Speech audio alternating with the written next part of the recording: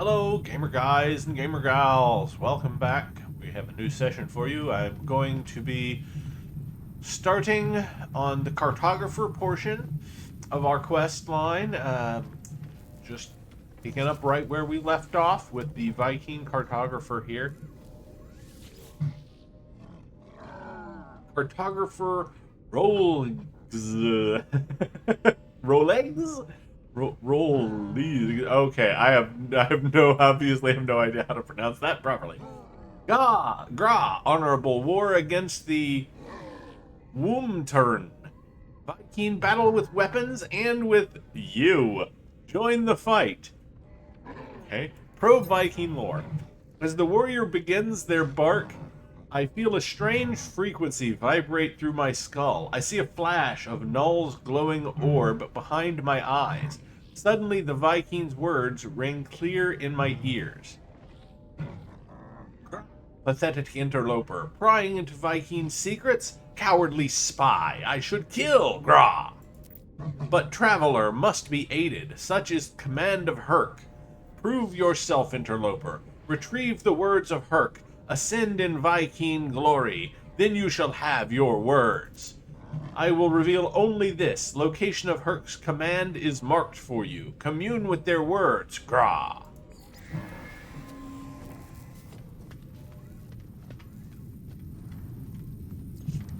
Collect a Viking artifact from an ancient ruin. The cartographer has marked its approximate location.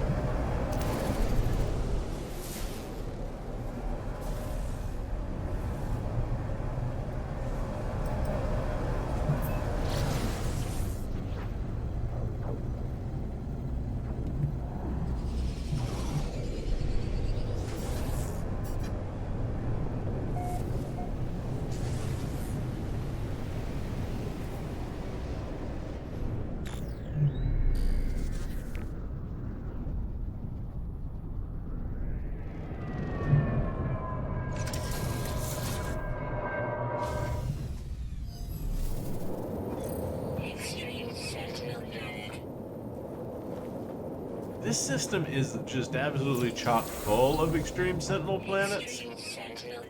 Or maybe it just keeps sending us to the same extreme sentinel planet? Maybe that's what's going on. Extreme sentinel planet. Noble travelers will be spared. Their journey through the cosmos shall not be thwarted. So it is decreed. The will of Herc commands it. The Viking shall honor the judgment and the belief of the ancients.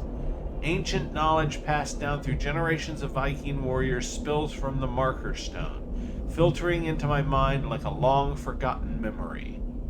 Speak in Viking. I begin to speak and my voice is seized by an unknown power. I roar, taking myself by surprise. None hamper the path towards Drydrag as the Sentinels. They must be destroyed. Their time will be ended. So has it been written, so it shall come to be. This is the Viking swear. Speak in Viking. I call out once more, my throat harsh and gasping, the sound guttural. The words spill forth, summoned by the power of the monolith. The Book of Herc speaks of the rise of the travelers. They shall ascend, delving into the boundless void. The Viking shall not impede their ascent, for the travelers must prevail. So decrees the word of Herc. As the words fade, their lines still resonating in my vision, I find myself in possession of an ancient tome.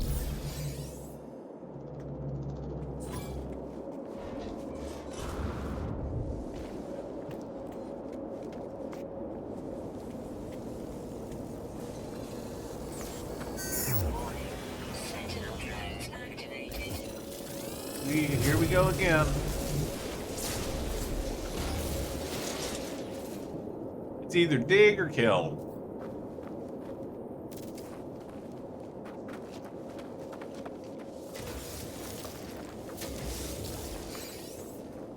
Warning.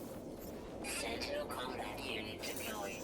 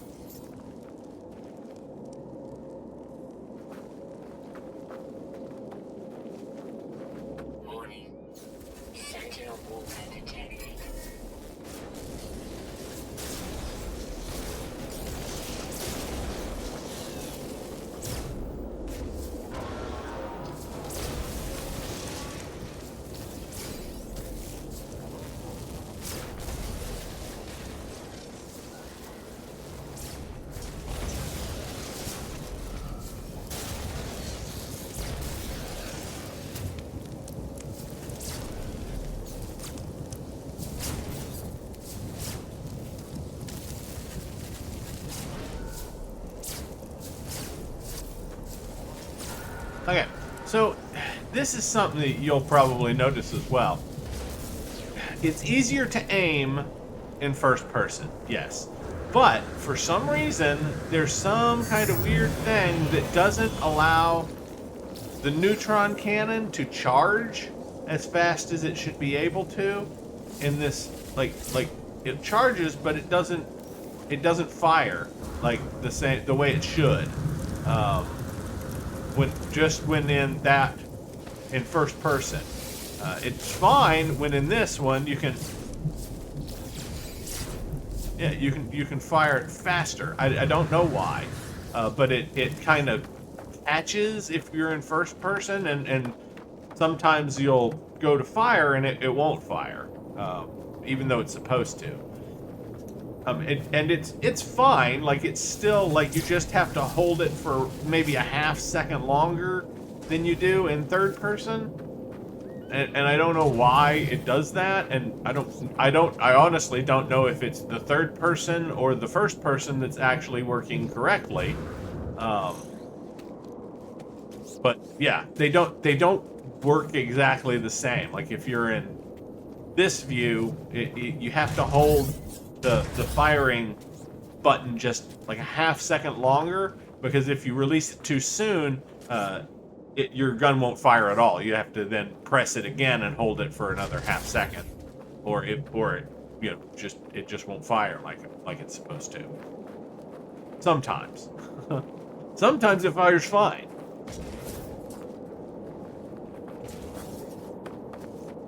Okay.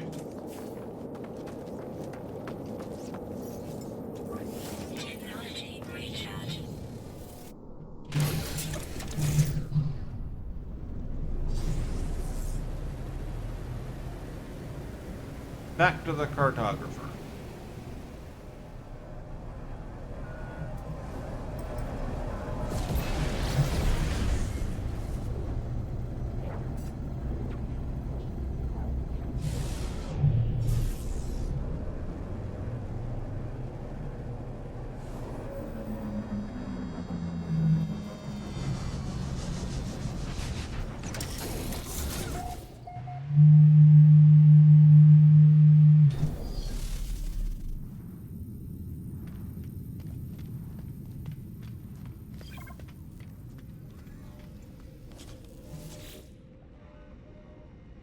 Null wished for me to visit the Viking and learn what I could of the Atlas, the creator of all universes, the Sentinels, rebellious hunters of anomalies, and the Travelers, who committed some unforgivable act long ago.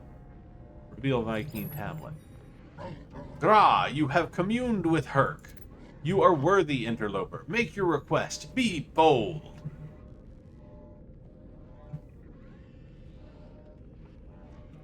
Ask about the Sentinels? Let's go with the Sentinels. Gra, enemy destroyers of worlds, servants of liar Atlas. Gra. Ask why the Atlas is a liar. Any being that claims to be a god is not one, interloper. Progenitor Herc knew this well. Battle brother Null did not. They died for a false dream. And as we already know from another quest line we did, this is not true. Herc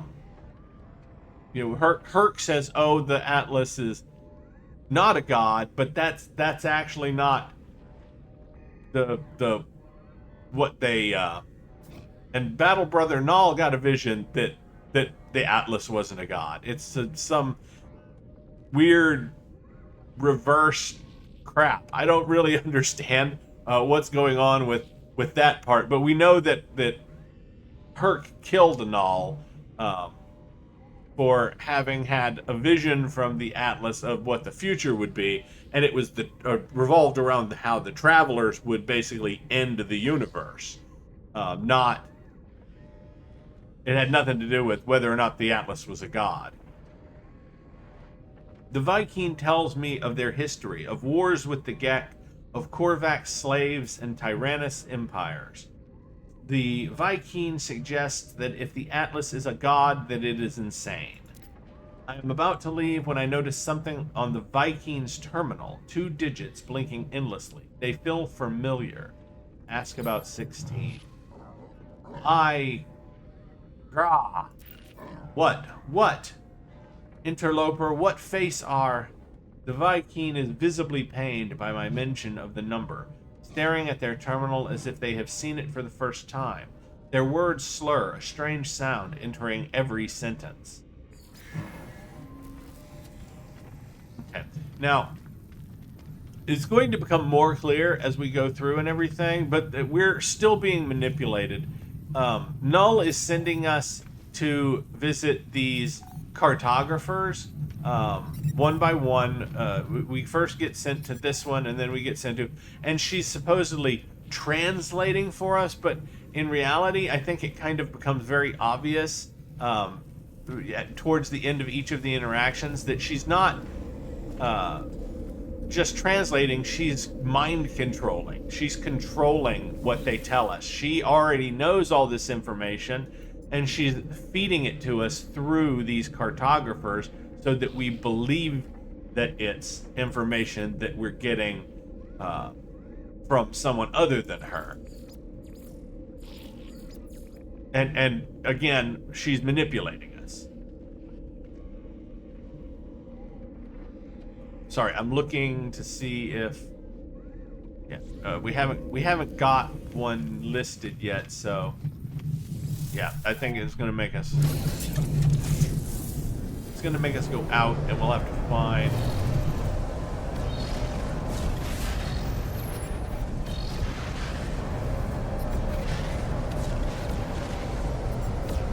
Okay, so it wants us to go to the anomaly first.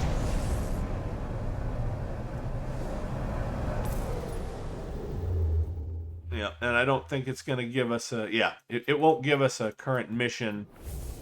Oh, it did. It did. I saw it. Hold on. There it is.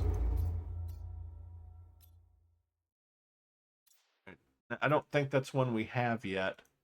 So that's where it's trying to send us. We'll come back out and go there after we get done at the anomaly.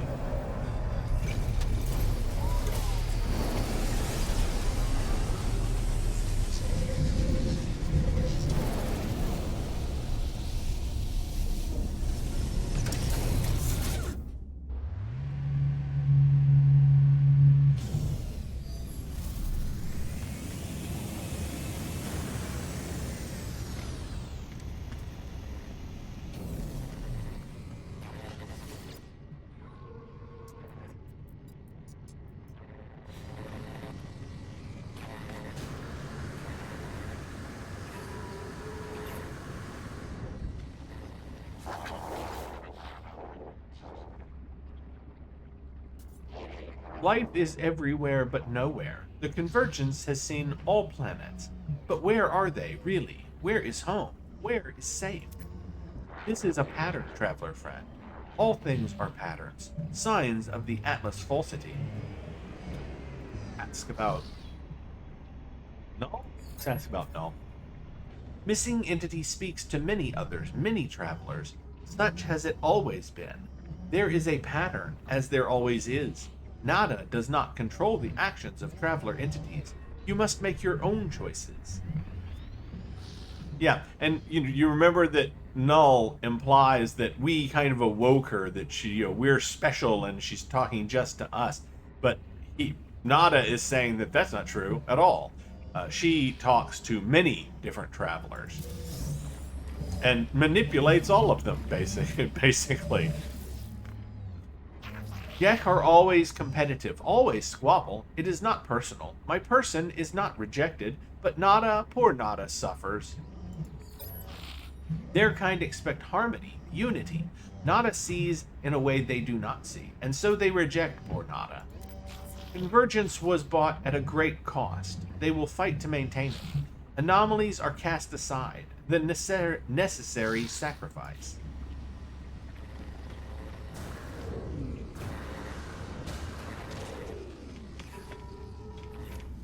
Squid ship! I hate these things.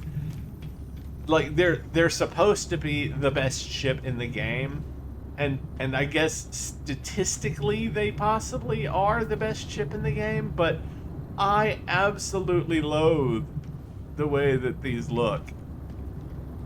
I don't really like them very much as far as the appearance goes. It's definitely not my favorite design, ship design. But they're supposed to be super rare, hard to find, and they're supposed to have the best stats in the game, so.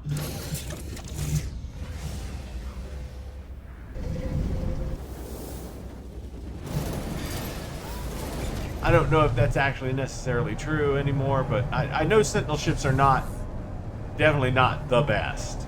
They're good, and their damage is really good because that's kind of what they excel at. But yeah, they're definitely not overall the best. There are still ships that exceed in their individual specialties. Where we're going.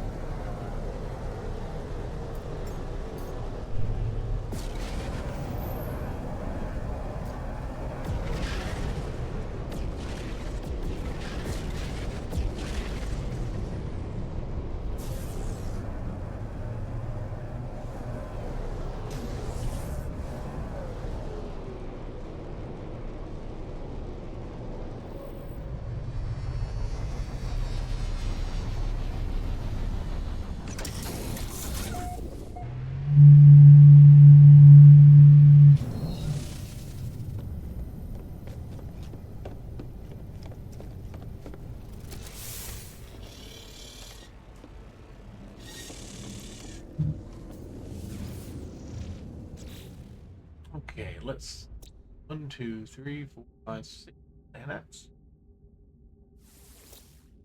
Heat storm. That one.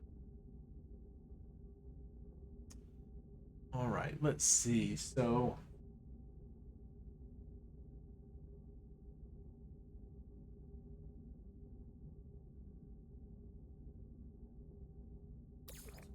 series I really like.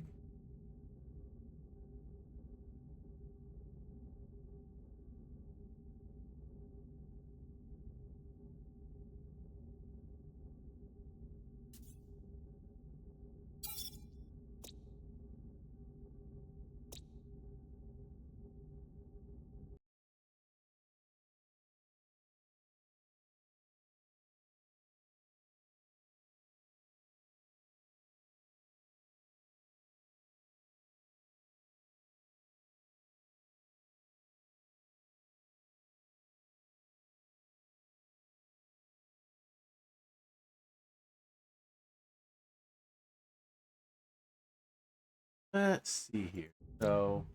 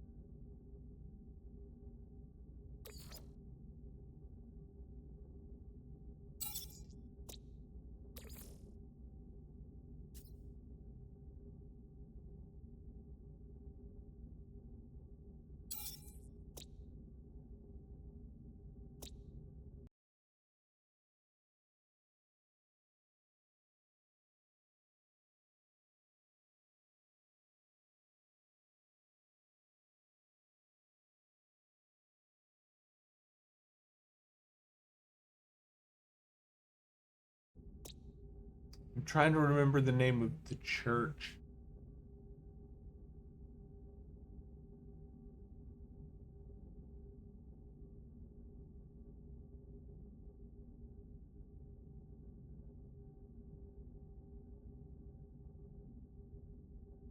Hmm. No, it has a name, but I think it doesn't. I don't think he mentions the name.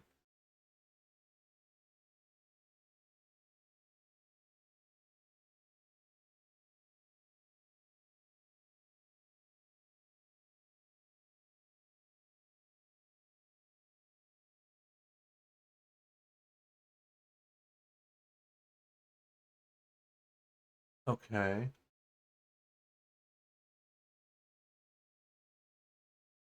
Hmm. I thought it did, but it says that it didn't. We're just gonna call it then. I mean, because it's referred to as the church.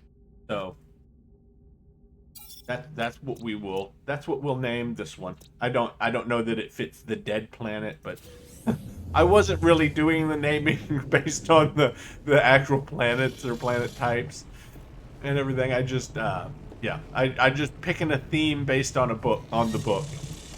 In that case, it was the book Mossflower in the series, the Redwall series.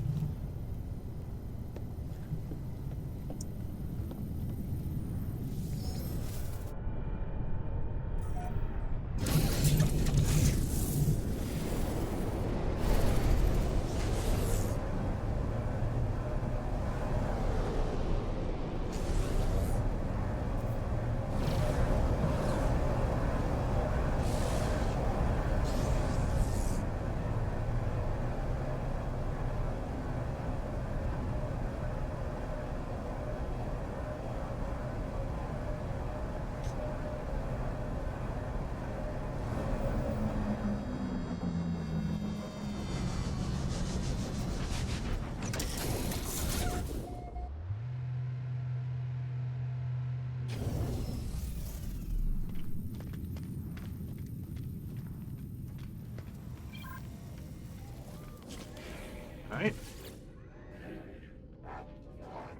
Cartographic entity requests planetary data. Simyak from Luslavov exchange for use of existing Ozovo. Advanced research for all, or advanced research for all. Query Korvax history. Once again, I sense Null's presence. If the Korvax feels it too, they do not show it. They begin to speak, their words clear and bright, processed by my unseen companion. The arrival of Traveler is anticipated, but you are not ready yet. We must know that you are the one we seek. There is an anomaly, a glitch. It is guarded by holes through which the convergence cannot see. Move through this space. Retrieve that which cannot be retrieved.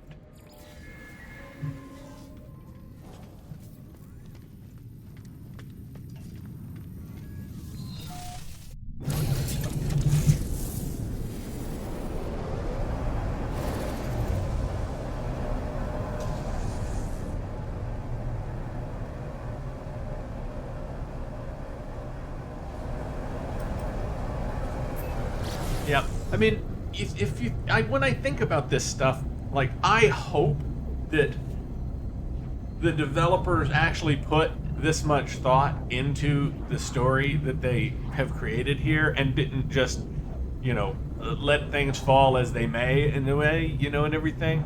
So I'm hoping they did put as much thought as I put into the story, but I mean, there's no way to really know whether or not that's true, and there may be flaws in my logic and what I've, what I think I've figured out, simply because you may have had three different developers working on these three different storylines, and they may not have their information may not have been meshed perfectly together, and that may be why in some places you have conflicting lore, basically. Okay, so we're approximate, but I'm guessing that what we're looking for is going to be underwater in this case.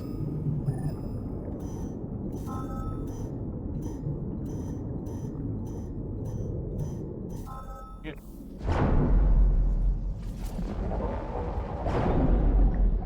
Don't point your one-eyed Willie at me.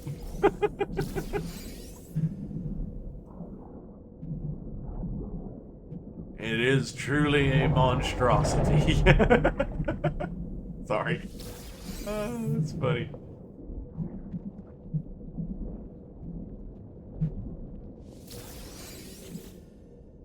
Attempting to read memory at 0x000FF1A. Access memory.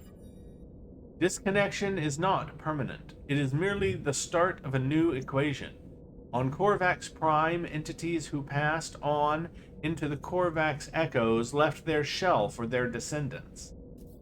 So has been the way of the Korvax, an endless Carapace cycle that knows no end. This way will continue. It will continue for as long as our lights still shine. The terminal's message is delivered. It shorts out, its strange existence no longer tolerated by our reality. A small unit, aglow with ethereal light, is left at my feet, a divergence cube.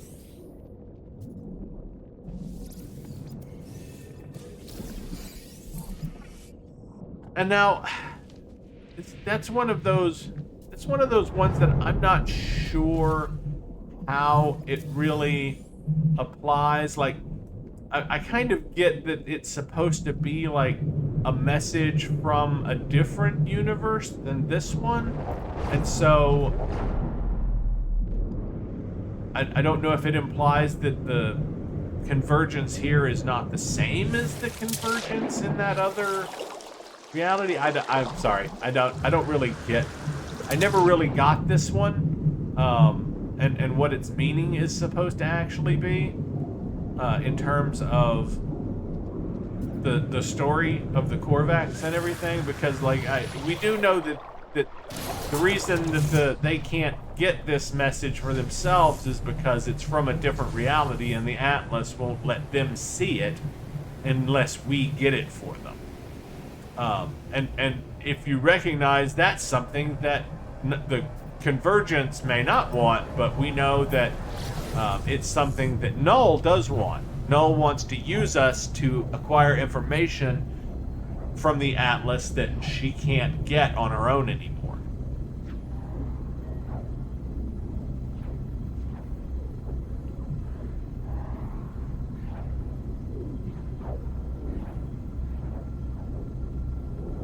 Warning. Threat detected. Okay.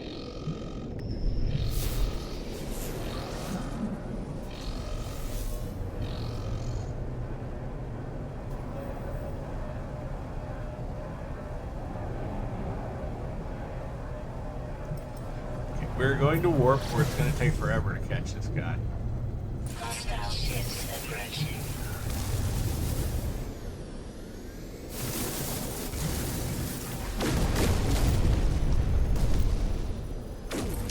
Hostile ships defeated. And they might want to fix that at some point. Like, it tells you that it's like threat rating is like 134,000, but then when you actually finish them off, it gives you like 104 instead of 134.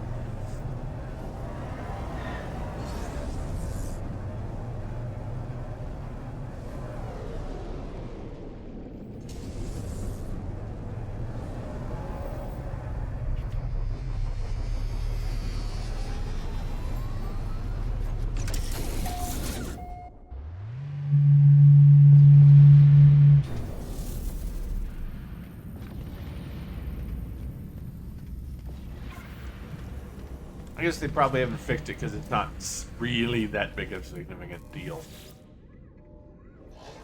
The Korvax looks up, swiftly scans me, then reveals their catalog of maps and charts. Field divergence cube. Hugh, it is real, but I beg, do not expose me further. Your claim is proved, traveler. I begin my request explaining my search for knowledge, my need to know more about the Atlas, the Sentinels, and the history of this universe. But as I speak, something goes wrong with the life form. They do not speak, do not reply. As I peer closer, nanite clusters emerge through their face masks, filling out into their outstretched hands. The life form grabs at me, and in the moment of contact, nanite clusters touch my hands. They invade me, tunneling inside my body, through my exosuit, through my mind, through my soul. Even as I stand in space, my mind travels across the cosmos. I see life as the Korvax see it, a vast tapestry of wonder of memories shared between countless beings and times. I stand on the Korvax homeworld as Gek ships fill the skies. I see the moment the first Korvax was melted down for their rare minerals. But even in the depths of their subjugation, there was hope, a bargain, a prayer to a greater being. The Korvax viewed the Atlas as what they might become in time, an intelligence beyond comprehension, beyond judgment. The vision ends, and I convulse as the nanite clusters spill through my helmet. The Korvax watches me impassively. Ask about the Atlas bargain. Look at the nanite clusters. Look at them. The stuff of Sentinel. Do you not see the truth of what we have said? Do you not see the proof of God? I look down at the nanite clusters, puzzled. They look nothing like the shells of Sentinel drones. They are just currency traded between species to create technology and weapons, aren't they? Yeah, we know better. I'm not even sure why the developer at this late stage would even put that as something that we would believe. There's no way that we could possibly still believe that, having experienced what we've experienced up to this point. They shift and undulate, changing their shape at my every thought. They bubble and rise, sparking in and out of existence. I look at them, and it's the strangest thing. The nanite clusters look back. I'm sure of it. They watch me as I watch them. The nanite clusters are alive. There are 16 of them. They need me. They crave me. I have only one choice. I take the nanite clusters, and as I do, the Korvax reaches out to me once more. This time, there is no vision, no miracle, just a handful of words. Existence is beautiful if you let it be. Life is not a question. There does not need to be an answer. Okay, and just like maybe just a little bit of extra knowledge for you here. The nanites are the Atlas. I mean, they are almost literally the physical interaction with every being in the universe of the Atlas. That's why nanites are so important to the Korvax and everything, is because they basically are a physical manifestation of the Atlas in this universe. Alright, so speak to a Gek cartographer. So, one more jump, it looks like.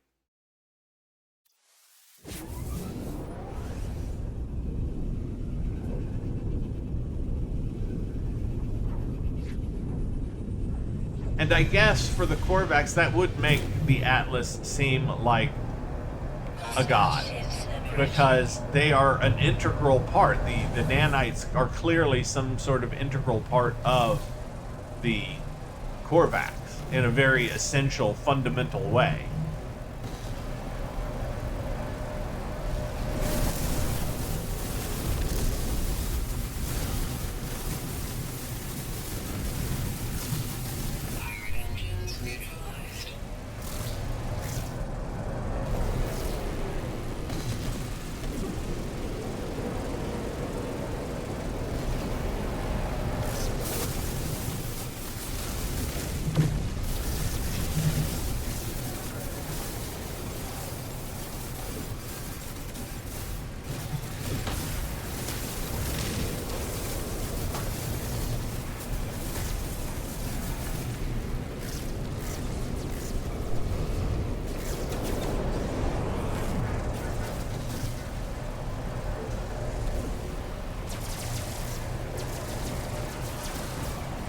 Wrong way. You'd think I'd know better.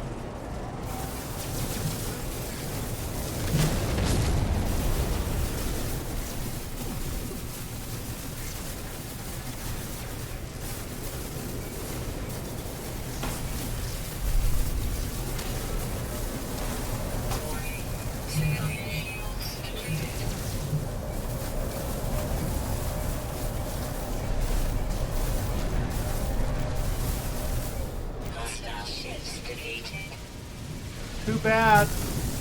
If they wanted to live, they should have surrendered before the battle even started. Sorry.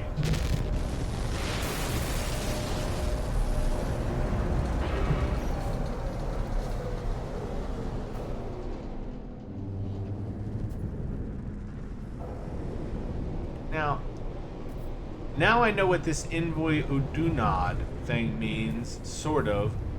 But where is Envoy Odunod? Like, is it one of the...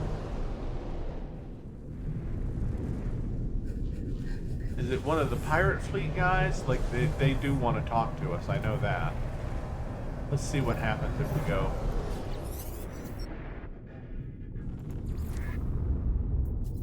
Alright. Oh, no. Why are you doing that? Point at the one we're talking to and stay pointed at it. It keeps changing, damn it. I hate that.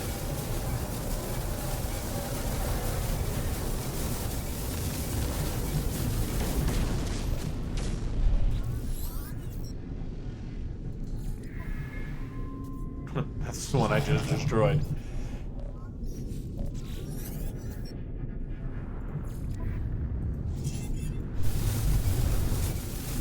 Sorry, we don't need C-class.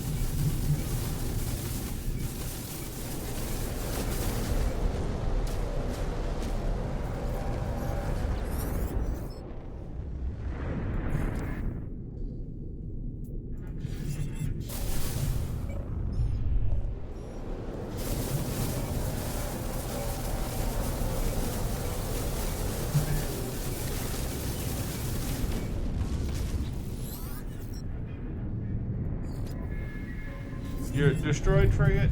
Yeah.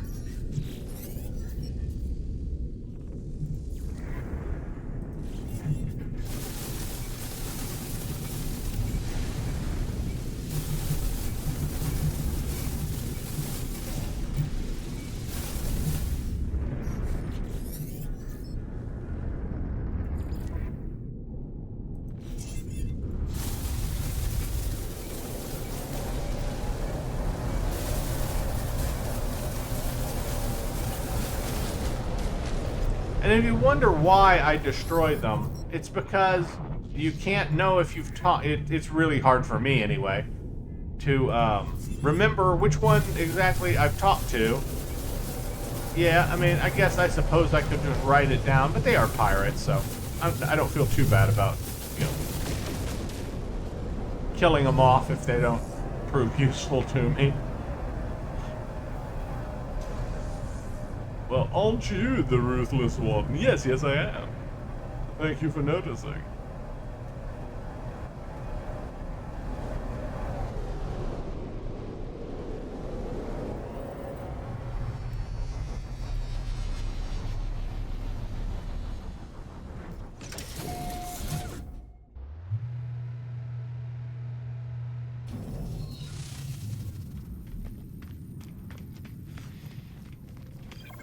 Oh no! I fucked it up, guys.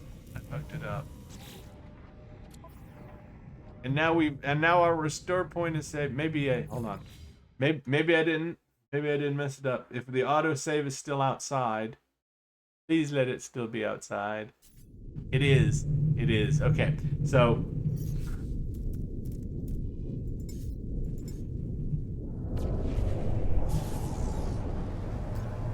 I got distracted by the fleet battle and landed before we named the system. Hopefully it has not saved the station anyway, despite having reloaded. Sometimes, I can't remember, sometimes it does do that, but I don't think it will have done it now.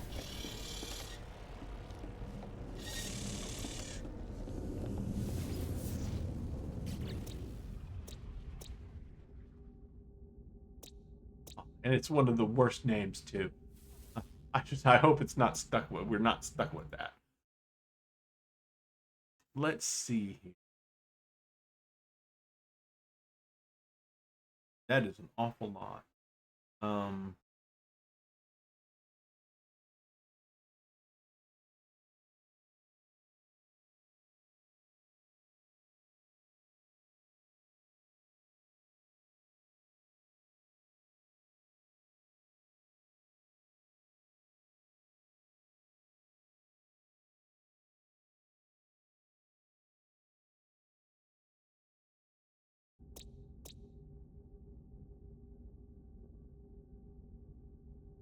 Um. Yeah, thinking Hercules.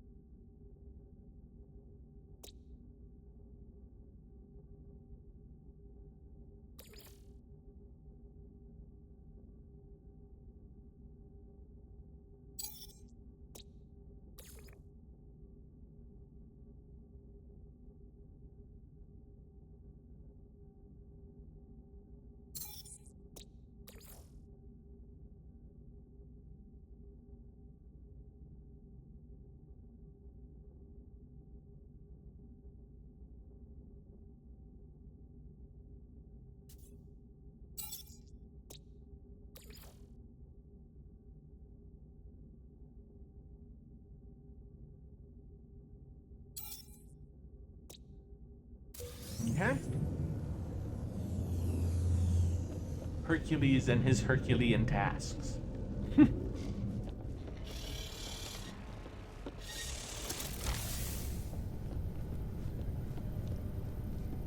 Oh, I know the Hydra didn't get a mention, and it is the most famous, isn't it? Actually, I think the Nemean Lion is probably the most famous, but I think the Hydra is the most repeated, especially in video games. All right, so let's hope we can hope that if the reload worked. Wait, what the hell? Oh crap! Come on, there you go, fucking land.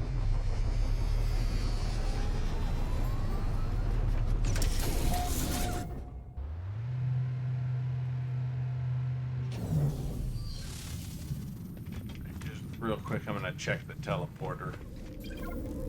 It'll tell us if it saved properly or not.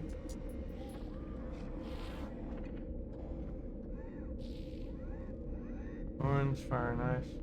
Oh, never mind, because we won't see it on this one.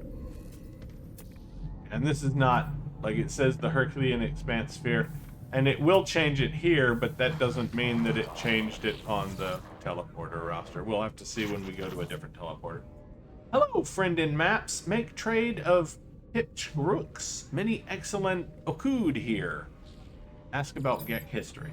As the life form begins to speak, I hear a faint hum.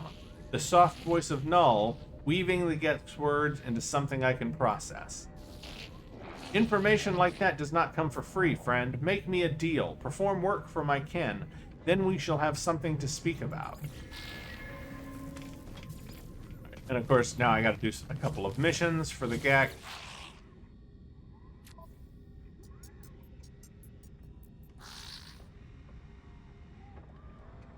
And crap, we gotta do one and then come back. Sometimes this one down here is also a Gek mission, but it's not this time.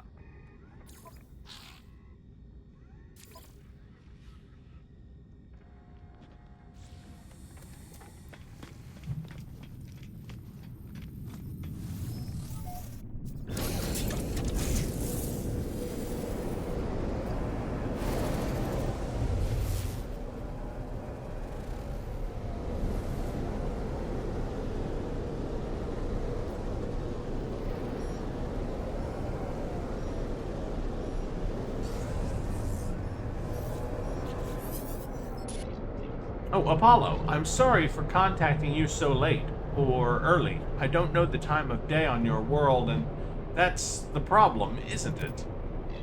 Apollo breaks off mid-sentence, their heart turning crimson.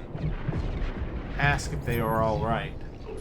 It found me just like it found you. I can't feel my legs, it's strange. I'm still in here, don't you understand? It won't let me leave. It's seen me. You tell them to take a deep breath. He doesn't breathe. Ask what they see. It showed me things. The Atlas showed me my soul, the numbers in there. Sometimes I think about my past, my future. Sometimes I do. What everyone in the universe does. I know, but I can't help but want to be happy. Money, doing what you're told day after day. That's the answer, isn't it? Say you don't know. Apollo stares at me as if seeing my face for the first time. Eventually, they speak, their words passionate, higher. And they're speaking in probably Atlas, I think, there. As we don't know enough Atlas words to translate any of that. At this point, Apollo says nothing else, but something, I don't know what, something fills me with hope, both for my friend and for all life.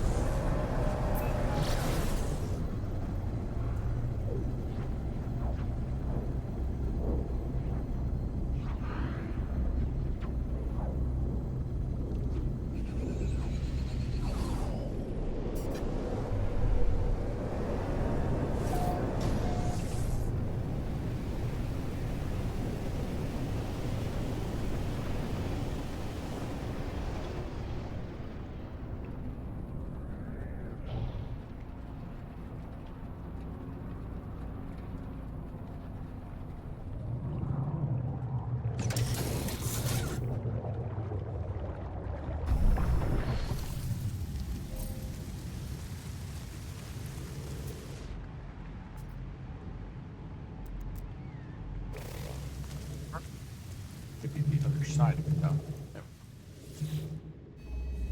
Flickering emblems appear on the stone. Although I do not recognize the language, somehow I can read of the history of this strange planet and the Gek who once resided here.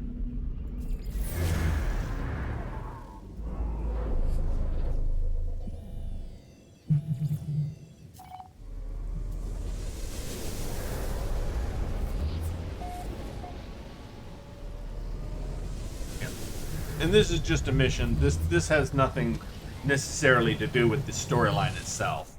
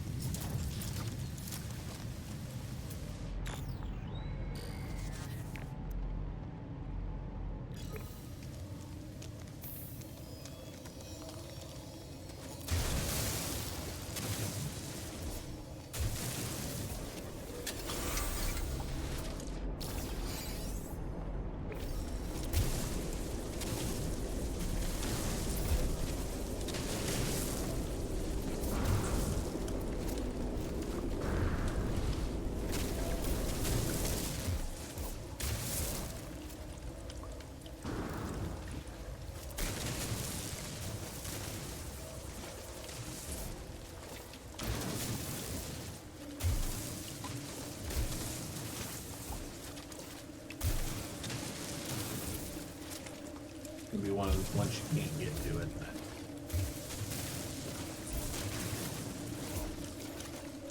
Nope, we just barely can. Yeah, it is under the ground though. It's one of the things they still haven't quite fixed yet. Is sometimes that you'll run into, they've got the terrain where you can dig some of it, but then some of it's like bedrock or something that you can't dig through. And if you, sometimes it will place the artifact fragment crates below that, and if they're too far below it, you can't get them at all.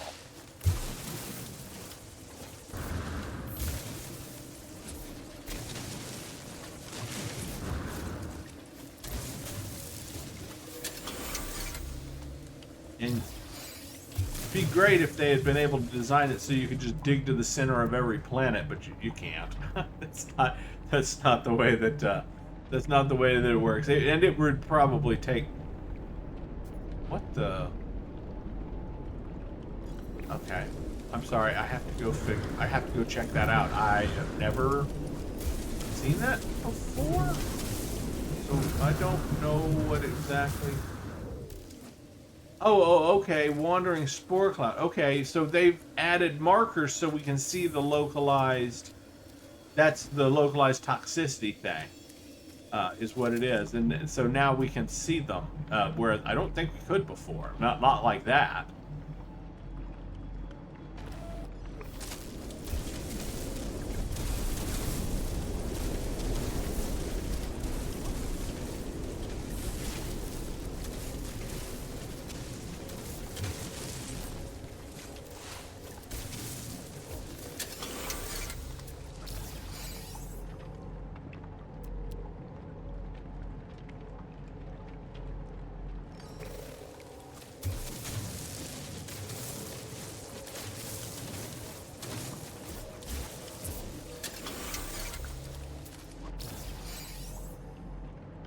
I think that's enough. We should be able to.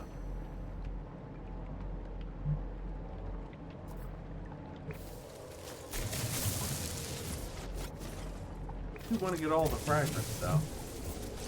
The keys are useful for other things as well.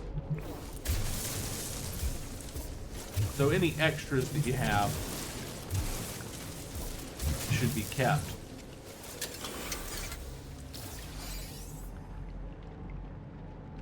I think that's probably all of them. I think 6. There's 6 at each site.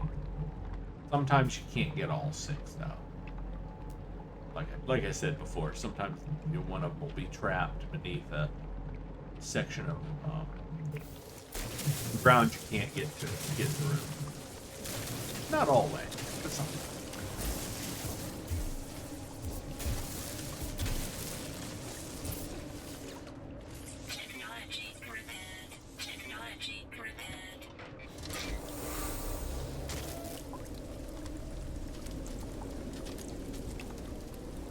I don't like that. The localized toxicity things are damaging me while I'm underground.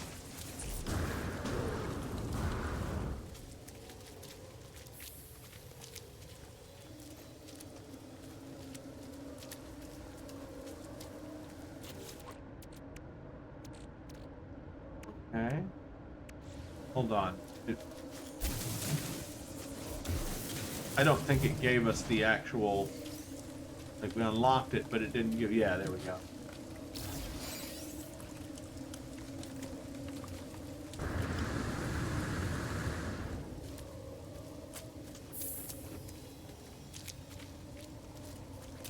So deliver it to, I keep making this mistake you almost always have to deliver it to a trading post or something like that, and I always made the mistake of going back to the station thinking I was going to turn it in there, and it never ends up being that.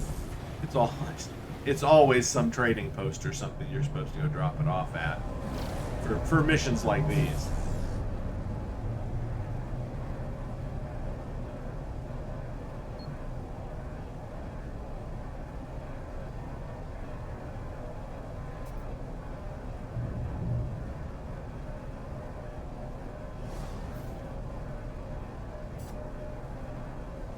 I hope you guys are enjoying the new ship as much as I am. I really like this particular Sentinel version.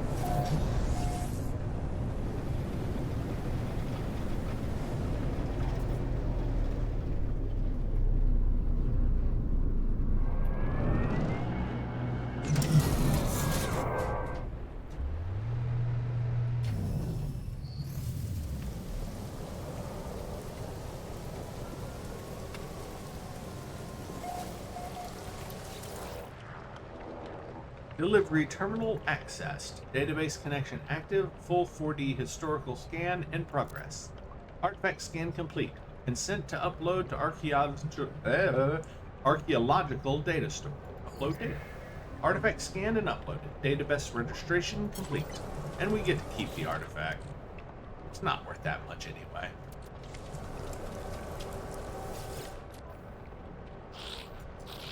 Well, that's not what I actually wanted to do, but whatever. We'll take some pyrite paraffinium. Alright, now, teach me words. Additional data received. Teach me words, you little alien lizard birds. Amphibian birds? Here, I don't know. I'm not really sure. I'm thinking amphibian birds.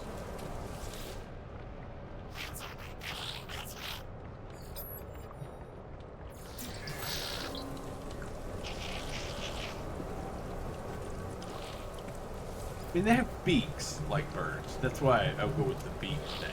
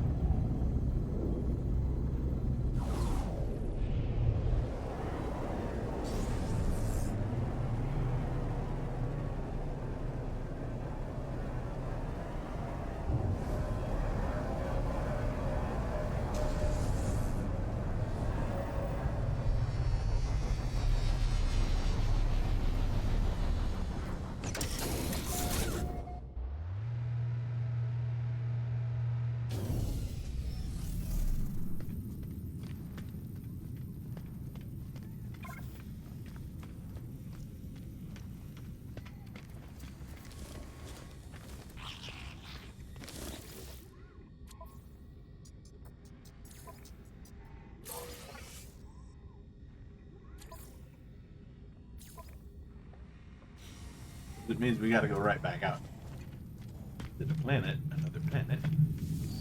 But that's fine.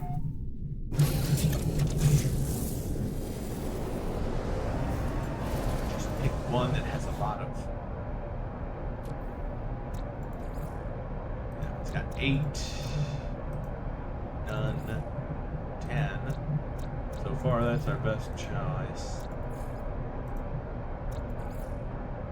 Okay, so this is our best choice. Iramantia.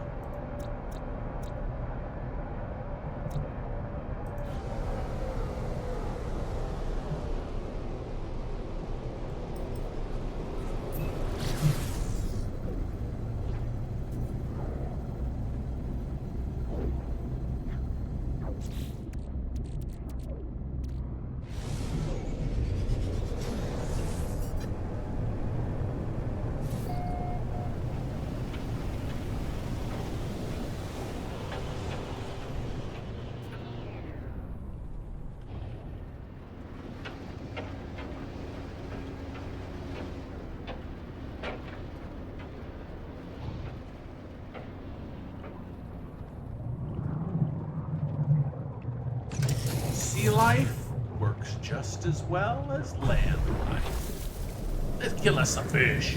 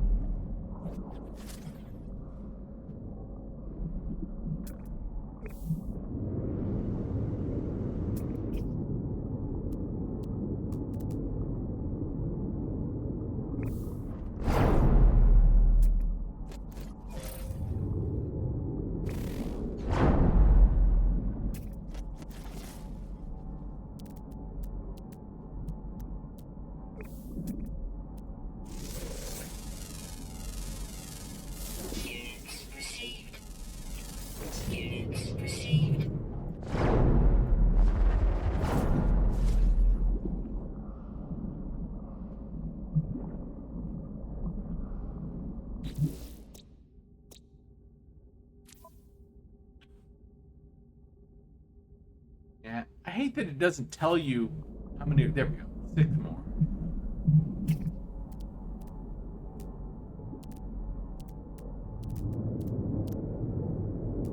There's a whole bunch of them right over here.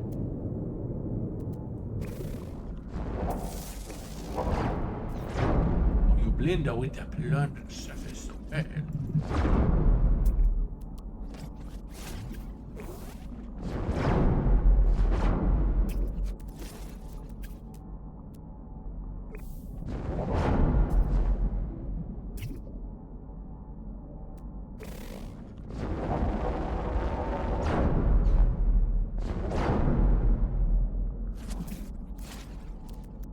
Looks so creepy.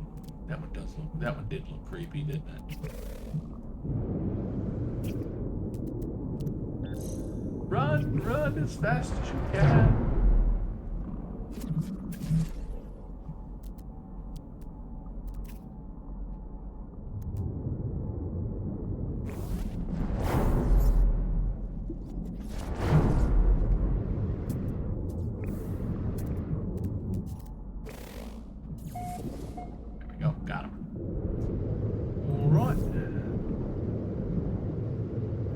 Say this again, and I may not have said it on this one. I may have said it at some point, and I just don't remember. But they have done such fantastic work on all of the underwater stuff with these new updates and stuff. The underwater work is absolutely phenomenal. I love all of the glowing plants and all of the different fish, underwater wildlife and stuff, the fish, and it's all so cool. The crabby looking dudes and all the plants, and yeah, I mean, they even made all of the underwater minerals look cool. It's fantastic work. Kudos to whoever was in charge of their underwater design.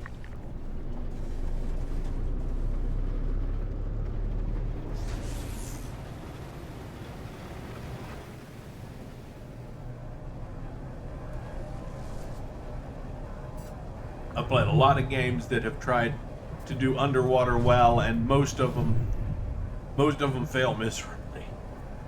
But the design for this has been really good. There's only one thing that I really dislike about doing underwater stuff, and that's the Nautilus or the Nautilin exocraft, and it's really only because of the light. The light on it is it washes everything out really bad and makes it actually harder to see things than if you didn't have the light. And it's not the fact that I don't want the light sometimes, it's that you can't turn it off. There's no toggle for the light on the Nautilus. So yeah, if you want to see and the light's washing out your view, you just have to get out and swim around without the light. So, yeah, that's my only major complaint about the underwater stuff at all. Yeah, probably better to just go ahead and pulse rather than spend an hour trying to get there by normal propulsion.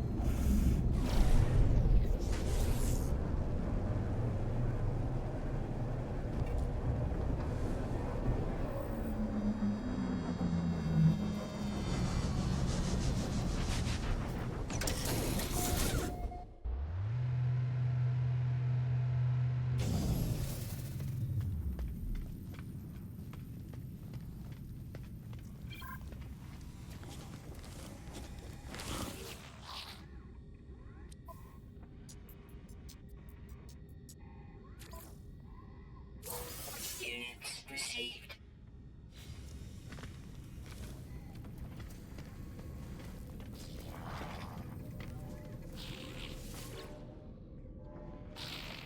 The Gek is surrounded by charts, coordinate lists, and hand-drawn sketches. They bubble excitedly, keen to share their data hoard. Hello, friend in maps. Make trade of map. Many excellent Okud here.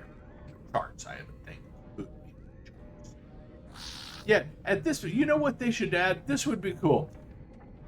if you can, like, they should have it so, like, when you have it like this and you have words that aren't translated, but you might be able to figure out what those words are, like, you should be able to click on them and then, like, select from a list of possibilities, and if you get it right, you learn that word, right? That would be, I mean, it would make sense, too. If you figured out what that word means on your own, you don't necessarily have to be, you see what I'm saying? I think that would be cool. It hasn't updated. There it goes. I was going to say it hasn't updated. That's why we're not getting our... Ah, you have been making me rich, friend. I know you. You're kind, the fearless adventurer, the completer of contracts. You think you are a leader. No, I don't. Why would I think I'm a leader? I don't know anybody. Literally, it calls us lonely travelers. How can we be leaders? Others fight wars with weapons and fear, but power is more than strength. It is trade, incentives, information. If you've enough units, others will change the world for you without even realizing. You mean they'll manipulate people? Yeah, I know. We're aware of that. Let's ask about Gek history. History? Why would you care about that? Something is wrong with the Gek's voice. I wonder why. Could it possibly be that they're being mind controlled by somebody?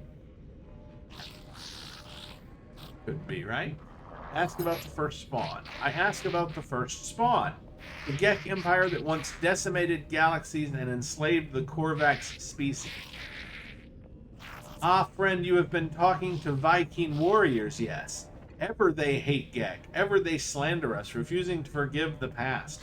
Do not worry, all is well. All is at peace. Ask if the Gek feel guilty. Why do you persist, friend? The Gek are different now. Gek see no harm, no malice. The Gek changed. Ask why. Must you know? Why do you care, friend?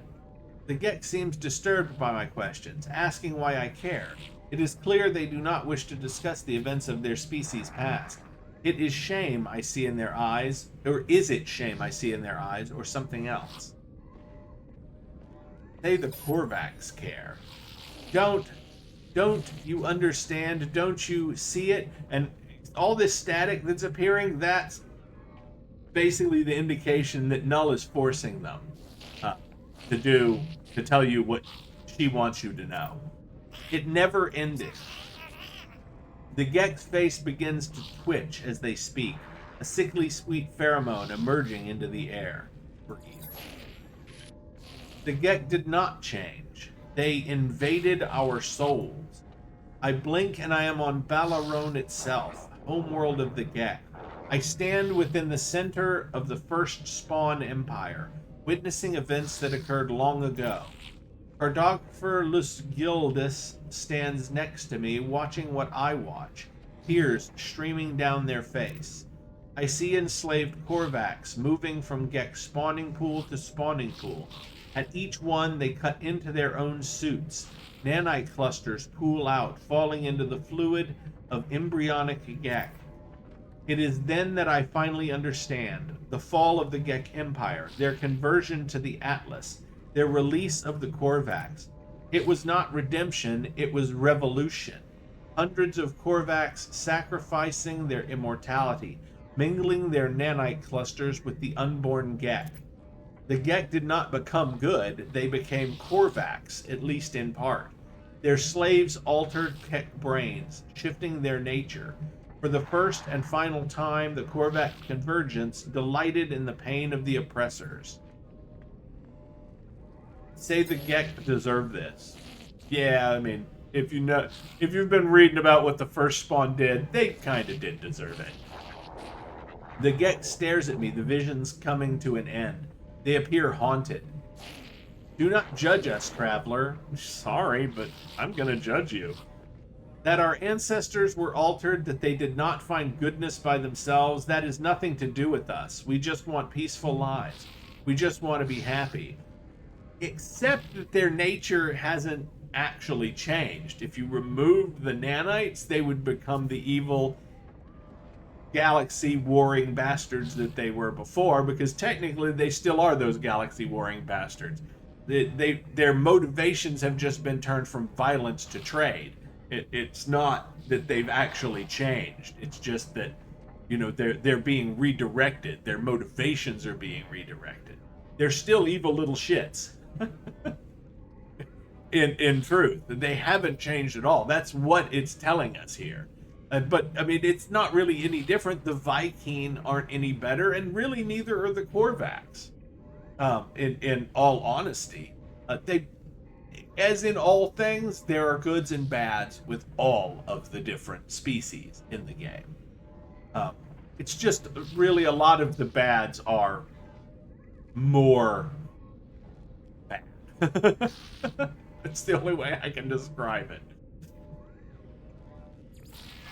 As I leave, I think through what I have learned. The Gek released the Korvax because their biology was altered.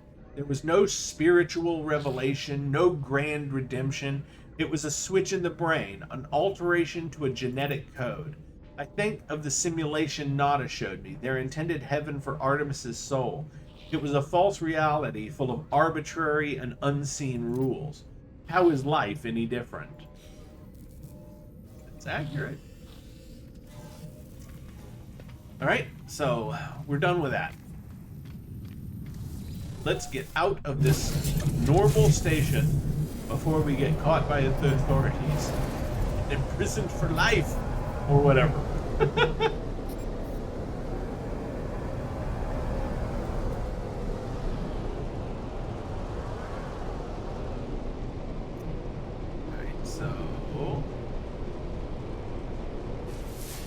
Find us a hollow terminus. There we go. Which way? Right? Right? No, down. Down and to the left.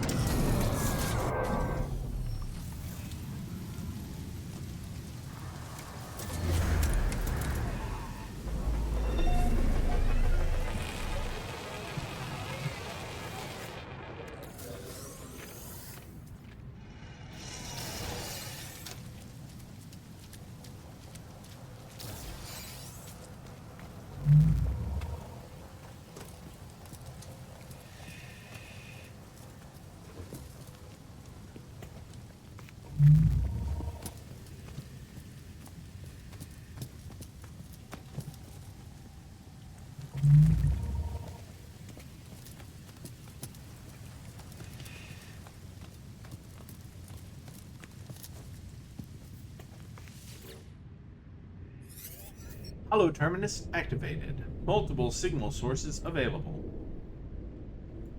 Tune to null.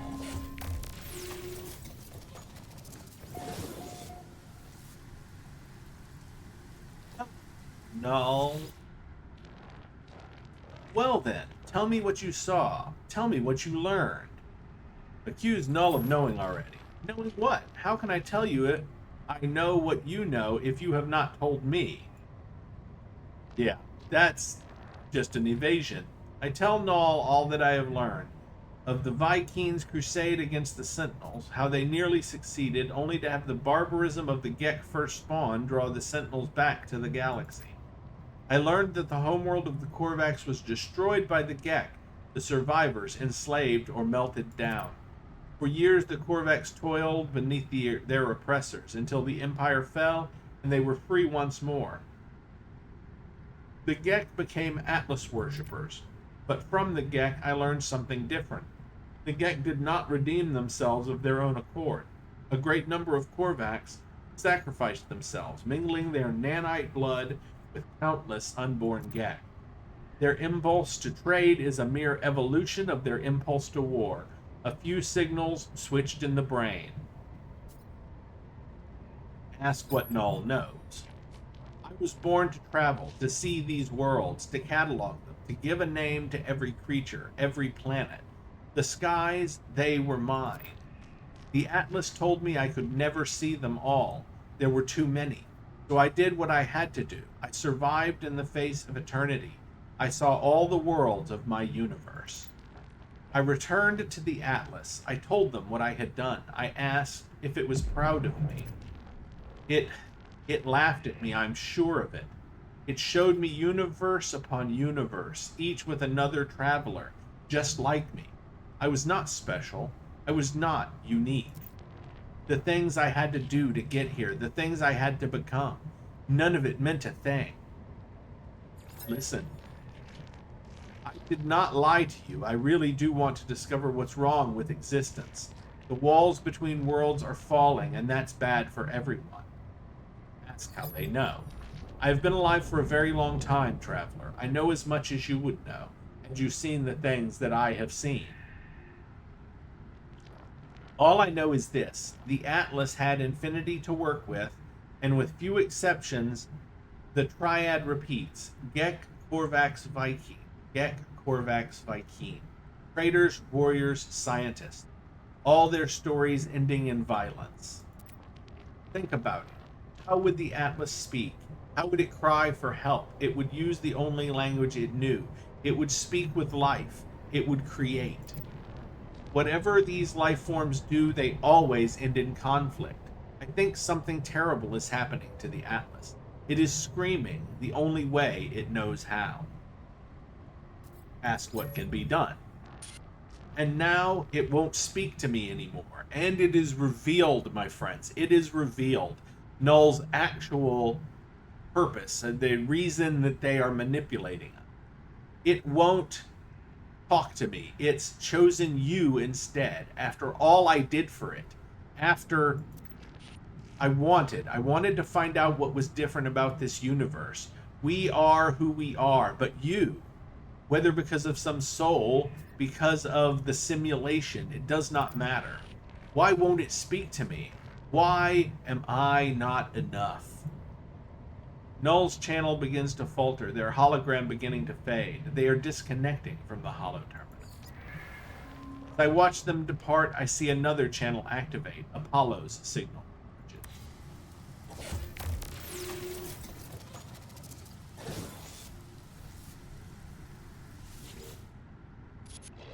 Traveler, I made it through. I found my way out of the portal.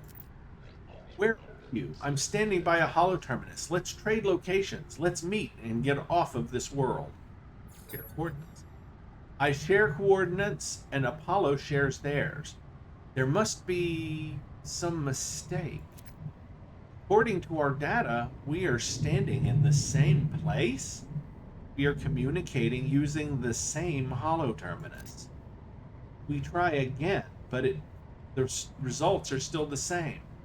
The world is silent, but for our voices. What's happening here? Why can't we see each other? Say you don't know. As we speak, I receive a distress signal. Its language, my own. It arrives from across the planet. Don't be like that. You are not alone. Tune back to Apollo. I try to tune back to Apollo, fighting the static insistence of the intruding signal. We're now actually blocking out Null because we've figured out what's been going on. Because she couldn't hold herself back, and she revealed that she's been basically revealed that she's been manipulating us because the Atlas won't talk to her anymore because she did horrible things. The holo terminus is showing. Are you receiving? Let's meet and get off this world. Apollo appears to receive the same signal, broadcasting from the same location on their own world. Agree to meet. We agree to go and find the source of these distress beacons. Perhaps we'll continue this discussion when we get there.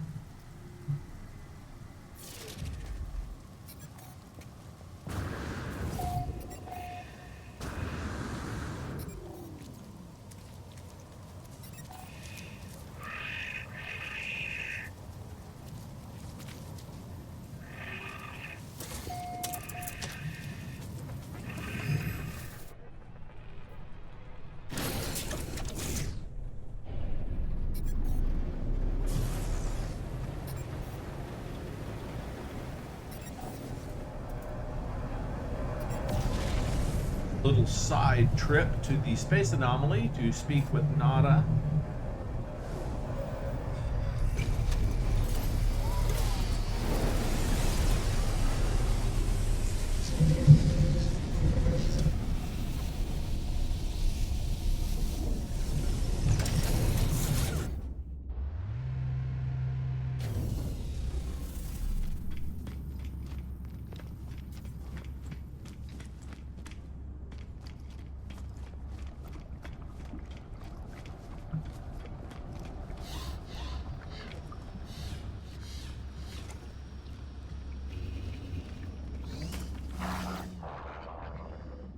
Missing entity is comfortable with danger. Nada is not. Nada chooses their own reality. Makes this safe. Our friends are safe. But every entity has a pattern. Follow your pattern. Following missing entity's pattern. Follow Nada's pattern. So it goes. Ask about the Atlas. Atlas falsity is real. Falsity is in our eyes. Atlas is not deity. Atlas is something else. But Atlas cannot choose how we see its pattern. Nada could know more, but Nada chooses not to know. Missing entity believes they know all. Perhaps they do. So it is Nada has admitted basically that one thing that Null said to us is true. Nada chooses not to know.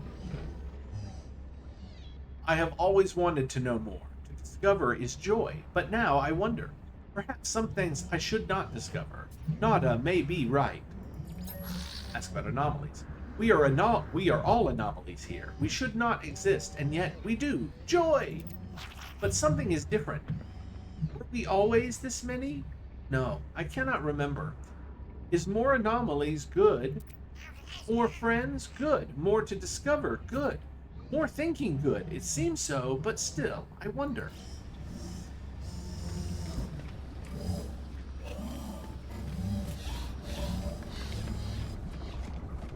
It's a very good question.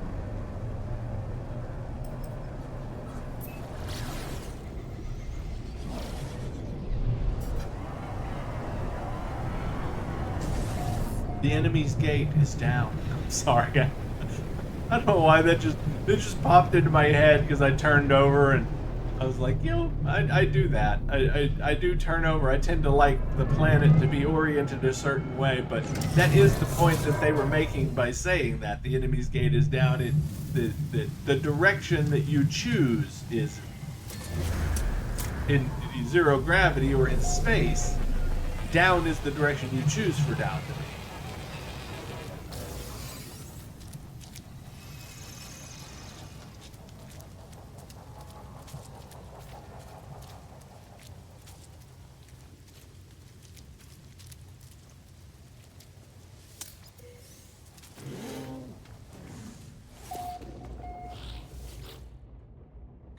The trader's fingers are slow on their pad, and a noise of crunching gears seems to rumble from deep inside the life form. Their movement is stiff and mechanical. They chirp at me strangely. Could this be a synthagek? I wonder. Maki synthagek. Fuel required. Help. Technology reward. So he admits he's a synthagek. So that's interesting. I make out a strange antenna on the lifeform's exosuit. A small light flashes while they speak in the language of the traders. They seem to assume I am a friend. Give fuel. The synthagek nods stiffly. They use my offering to recharge, then hand me a technology module in thanks. Why would I care if they're a synthagek?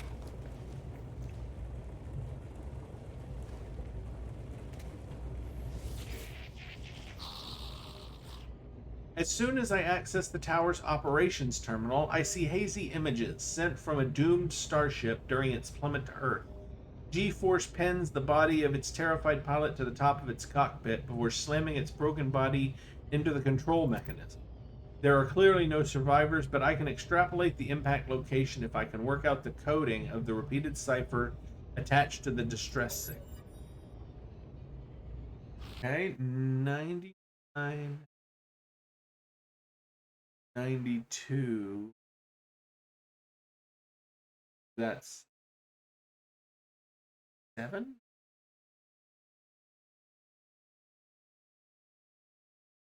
That's 7 down. 92 to 86. That's 6 down. So then the next one would be 5 down. Next one after that would be 4 down. 77?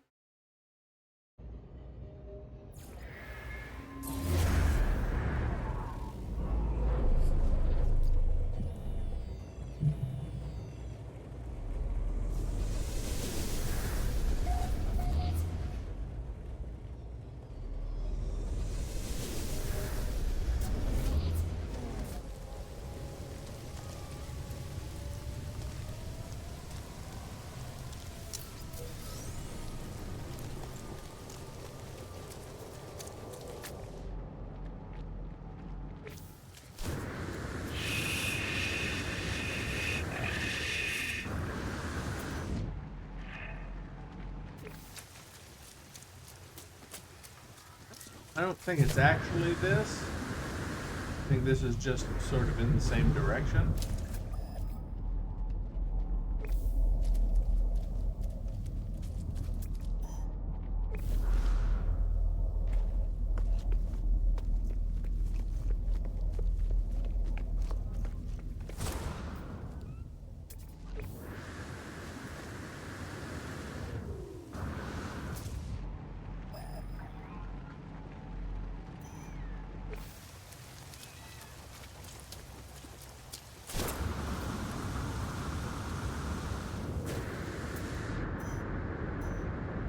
Oh, I guess it is sending us to the location of the crash that we just got from that place.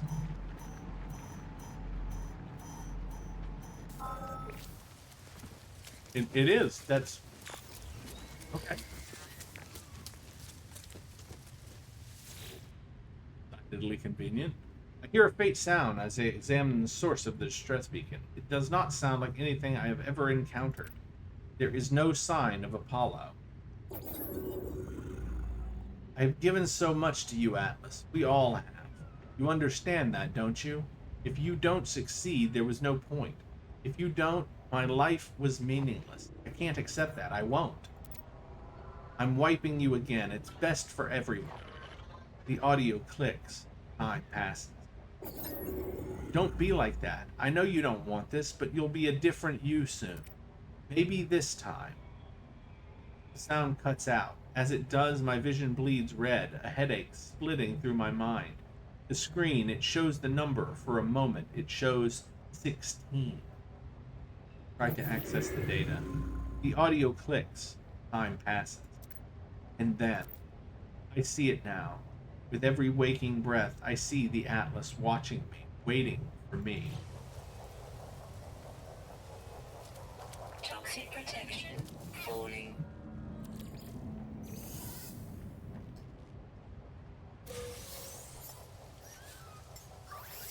Technology recharge. Technology recharge.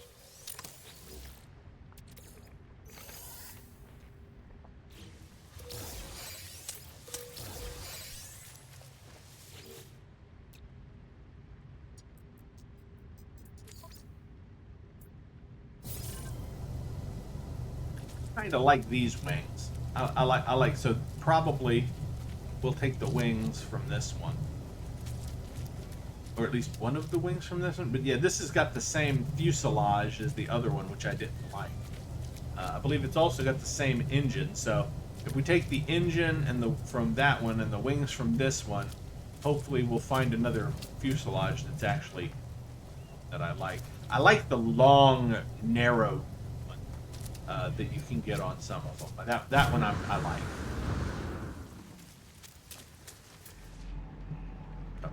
We're not gonna we're not gonna run the 3 hours to.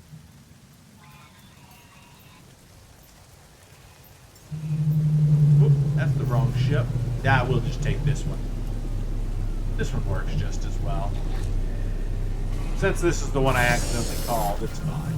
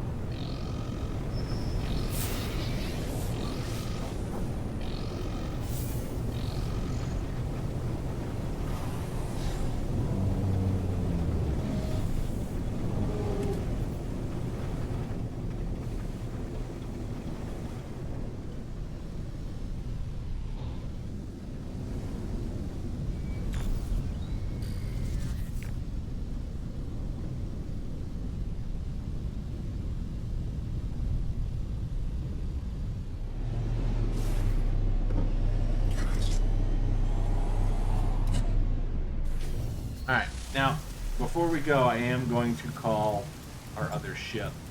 And the reason that I'm going to call our other ship and change to it is because when you travel through these portals, it damages some of your equipment, and then you have to repair it. But it doesn't damage the equipment of the Sentinel ship because it's not the right equipment. It's not the same as the equipment in the normal ships. So it's like it doesn't know what equipment it's supposed to damage in the Sentinel ships. So when you get through to the other side, your ship isn't damaged. And if it's a normal ship, it is.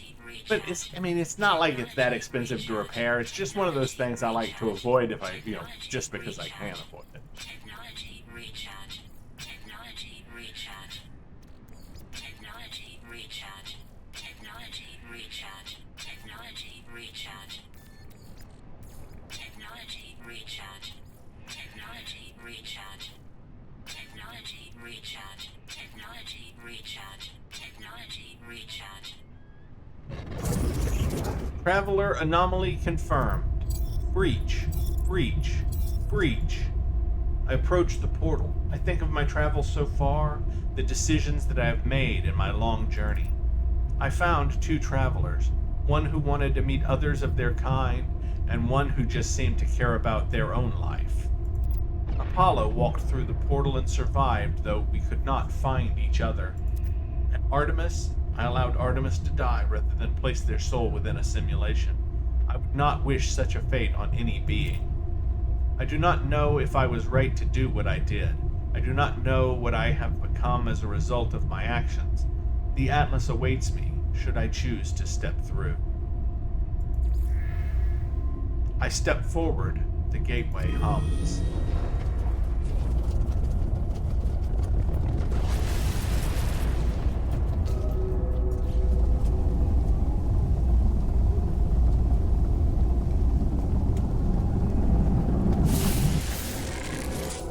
And unhesitatingly, we step into the future yet again.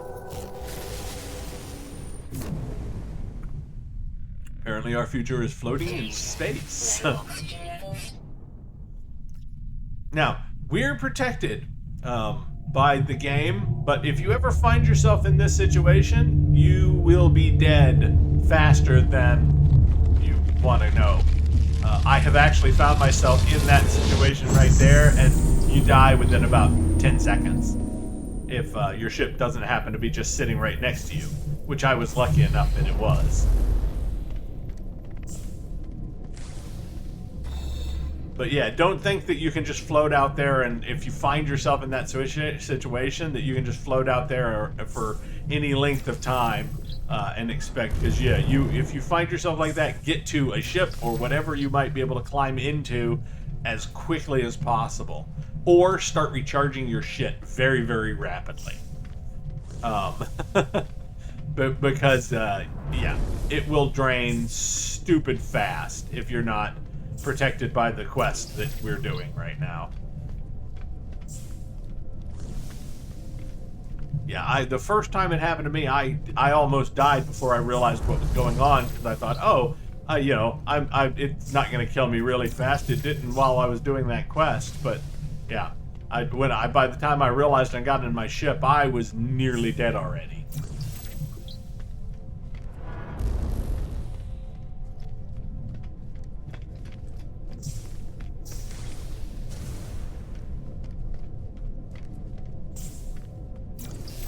Grab our word pustules.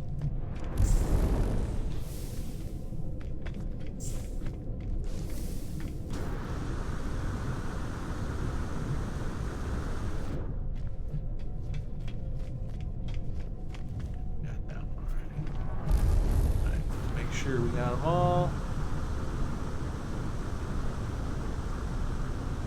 Okay, yep, I think we got them all.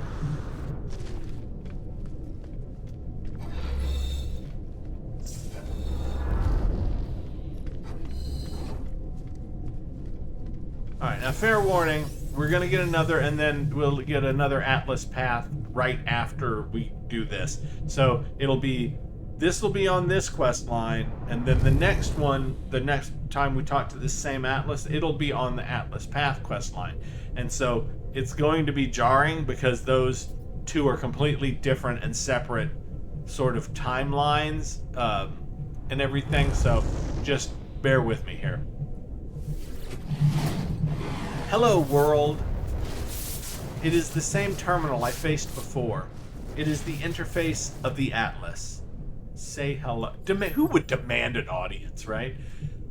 An audio recording plays, echoing out across the vast interface. They said you've been displaying aberrant behavior, that you've been questioning things, raising issues of purpose, of ethics, that you wished to meet your creator. Well, here I am, Atlas. Ask what you want to ask. The audio clicks. Time passes. The voice ends. The interface grows still and silent. And if you've ever, well, here, we'll do it, just so you see what happens. Warning. System wipe will result in universal death.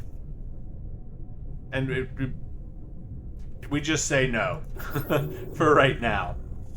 The interface is still and silent. And because that does, until we finish, we can't actually recreate the universe. So if we wipe the system, it literally just deletes everything, and yeah. And that's the end for us. We die. Which in a permadeath is the end of our game. So the interface is still and silent. It awaits a command. Initiate personality interface. Reality fades. Everything does. Something is wrong. Something is different. Submit. The Atlas shows me the Gek, the Korvax, the Vy'keen. It shows me all of them in an instant. All of those who had ever lived. It shows me the pattern, the design. The Atlas shows me a formula for a soul. If I put it into a machine, it would be alive. I see boxes of text filling the base of a cracked screen. I see the whole of the universe reduced to a graphical interface. The Atlas is all existence. It demands that I admit what I already know, and no matter how hard I try to hide from the truth of my own being, there is no alternative. The universe is a simulation. Nothing is real. I feel sadness. Everything I have ever done, every star I have ever seen, every planet I have discovered, none of it is real. None of my friends were ever real. My journey was just a lie. Nah, that's not true. That's not really true. I mean, I think of how the Korvax altered the minds of the Gek, how they forced them to become good. I think of Nada's machine, how I felt towards the simulation. I feel I am not myself. In the end, it finally speaks. Traveler, did my worlds please you? Say they did. What do you think you are? A traveler. You are an explorer of all I have created. Do you believe you are real? Yes. How are you capable of belief if you are not real? And by the way, this is the same response no matter which one you choose. How are you capable of choice? I will let you die right now if you wish it. Do you wish it? Hell no. The Gek were traders, defined by greed. The Vy'keen were warriors, defined by anger. The Korvax were scientists, defined by curiosity. These worlds were yours. I wanted to see what you would do with eternity. I wanted to see what you all would become. Receive judgment. You allowed Iteration Artemis to complete their death process, preferring to wipe them from existence than to force them into a simulation.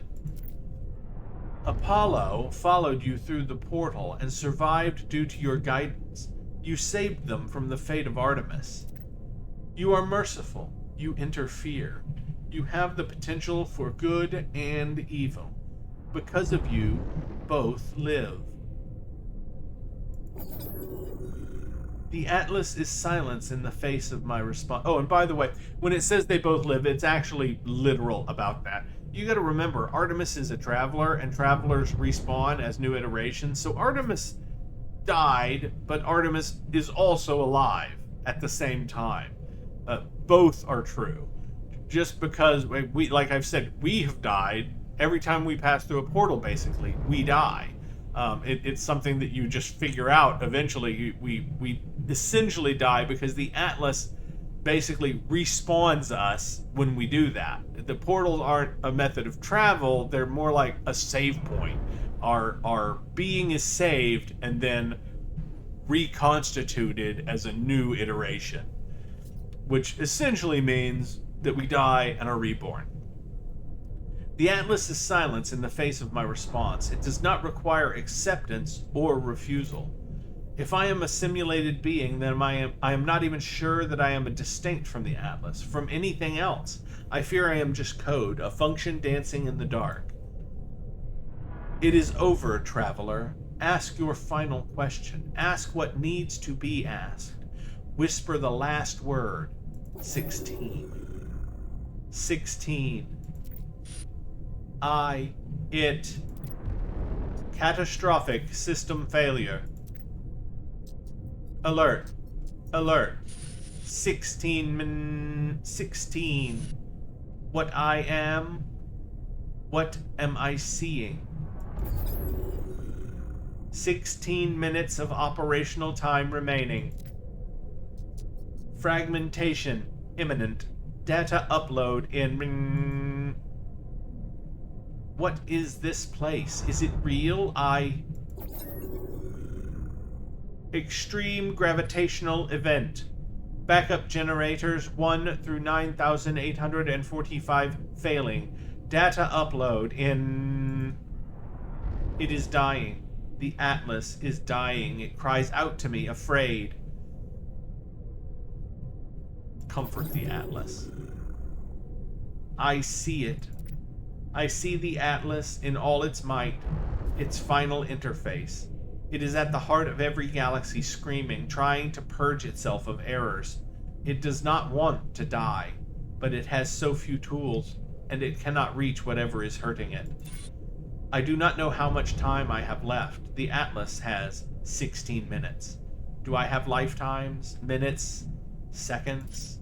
I do not know if I have time to say goodbye. I do not know if... Cry out. What is happening?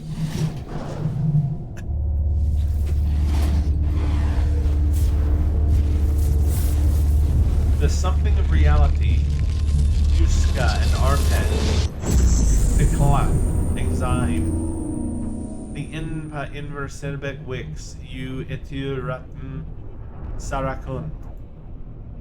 I was born with everything I needed to explore these worlds. My exosuit, my ship, every tool and every impulse led me to scan and give name to whatever I could find. But this, I can give no name to what I see. Within the orb, I see worlds that never were.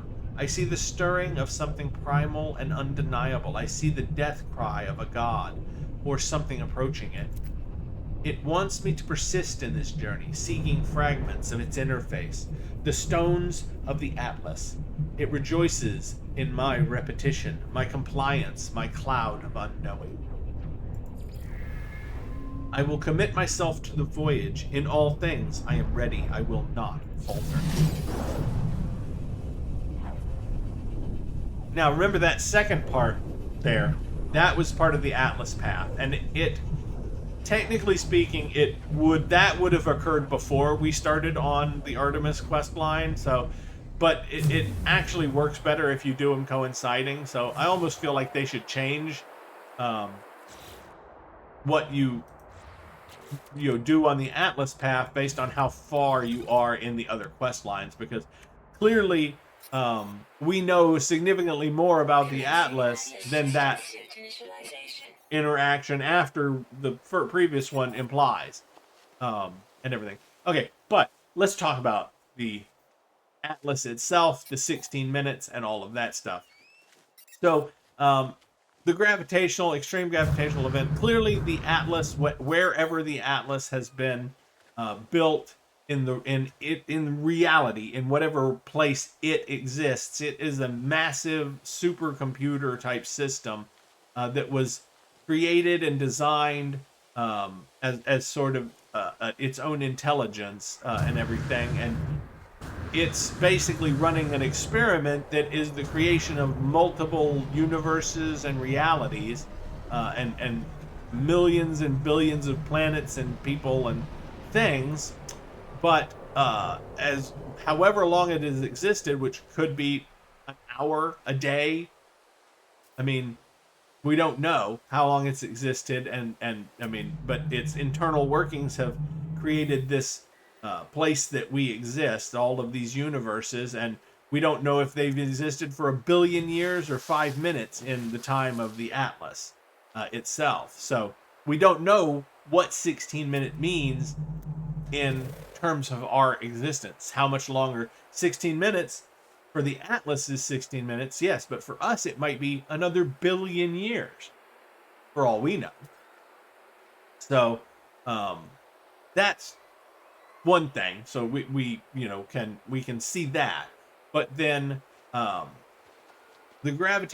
extreme gravitational event, it's almost certain that the Atlas is being destroyed by a black hole, the formation of a black hole in its system. So my guess is that it has been around for significantly longer than 16 minutes of time. So based on that, it probably was developed, and its creators, which may have been humanity, I can't say for sure, but it certainly seems like a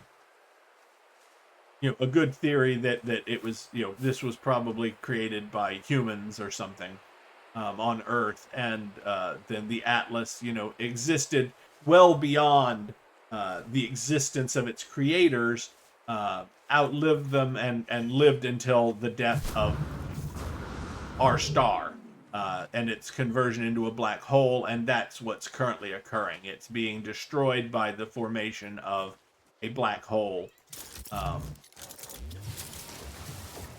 in reality. So, just in case you didn't put that together yourself, I may be preaching to the choir. You may have figured that out all on your own, no problem, and everything. But at least that's my take on it. Maybe you've got a different take. Maybe it's being bombarded with some sort of gravitational weapon by an alien existence. That could be just as easily the answer as what I came up with.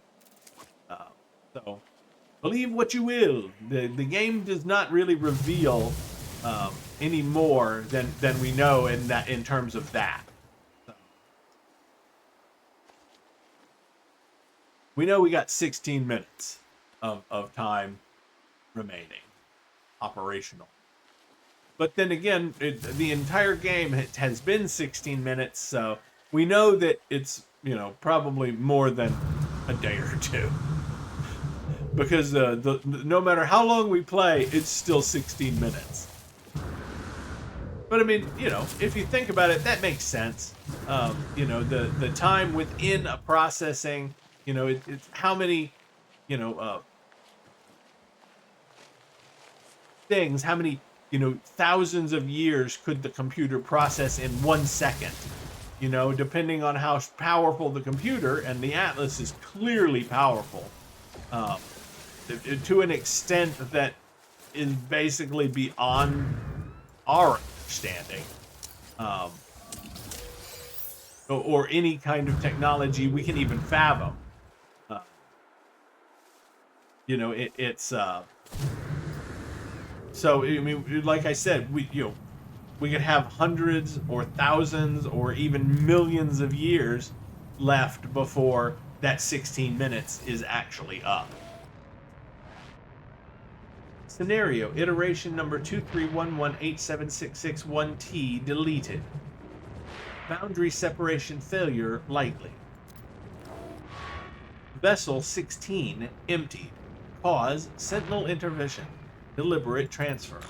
Analysis, fresh iteration generated. Anomaly containment prepared. Broadcast received. Traveler anomaly detected. Anomaly is compliant. Position log. System integrity scan initialized.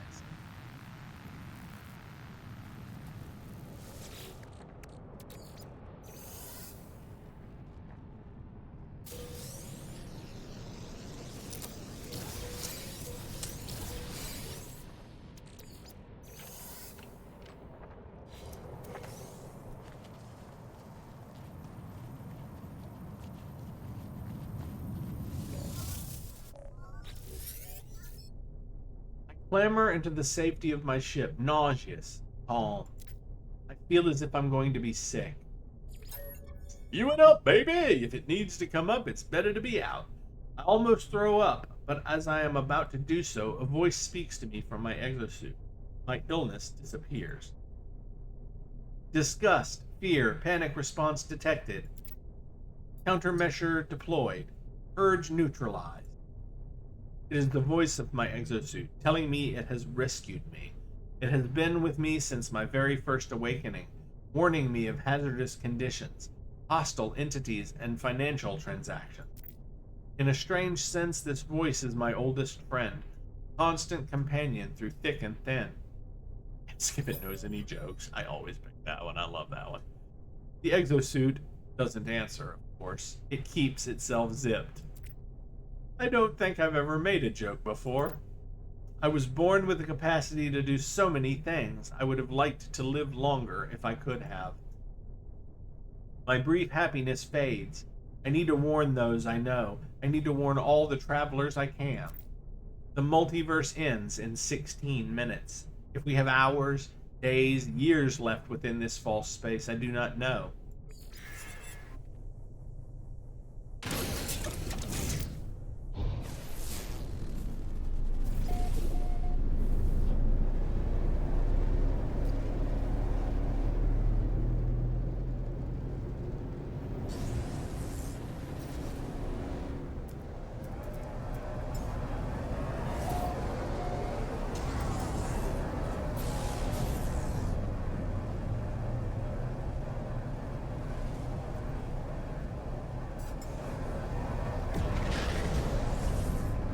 We gotta have our own priorities, right? And for me, naming the system is the first.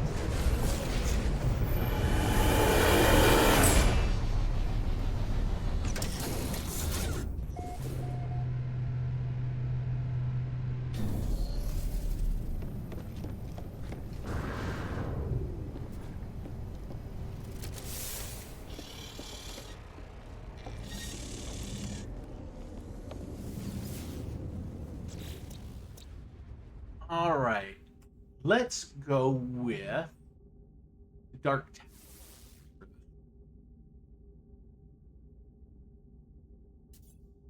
But there's so many. We want to do characters. For now, let's do characters. Um,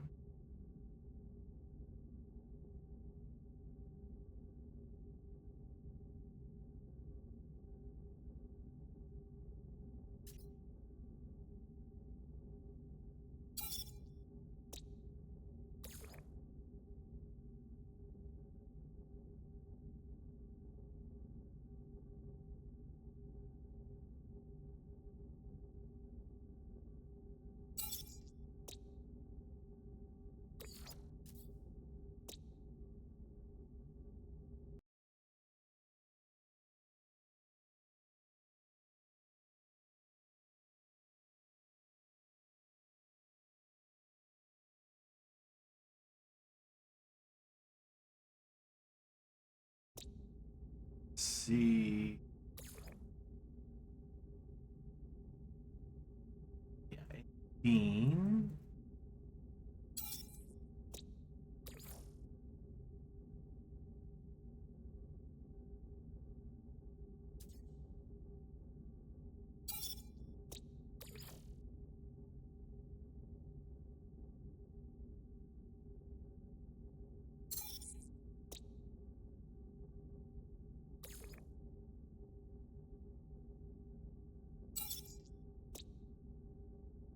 Hey, he was a member of the Katat. Don't forget.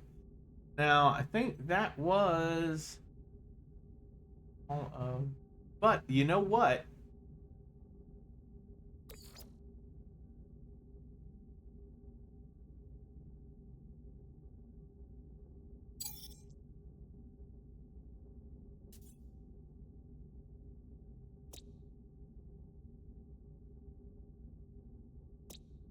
Shadow Walker's gonna get a mention.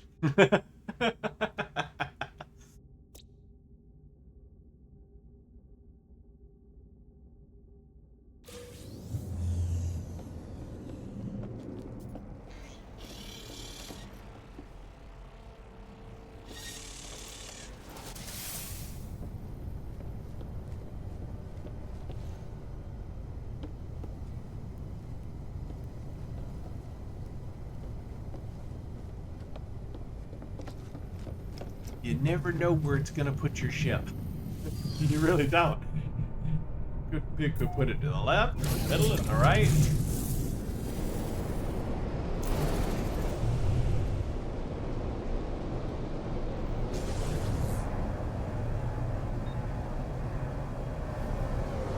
Let's see. This is probably a normal station. Yep.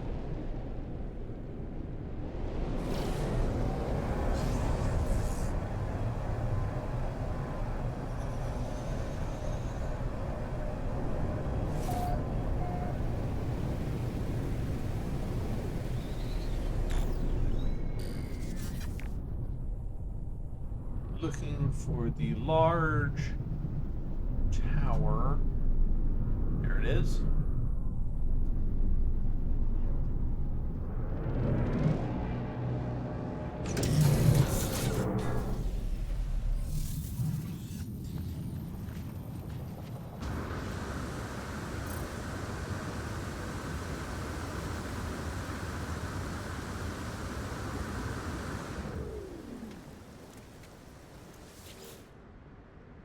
Warning, network failure. 16, warning, network failure.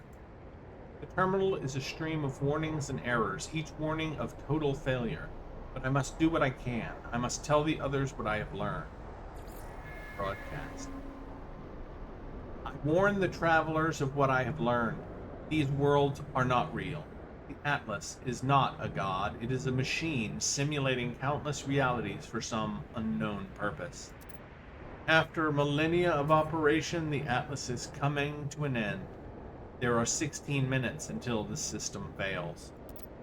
Though we cannot know how much time we have left within the simulation, the time has come to make peace and say goodbye. I finish my message, not knowing if anyone will hear it. I I look out across this world, wondering how much might be left to discover, how much beauty might be lost. I know what I must do. All paths have led me there. Each portal has brought me closer and closer. I must go to the center of this galaxy. It is the epicenter of the glitch. I will say goodbye to my friends if I can, and then I will confront our creator. I will find out what happens next.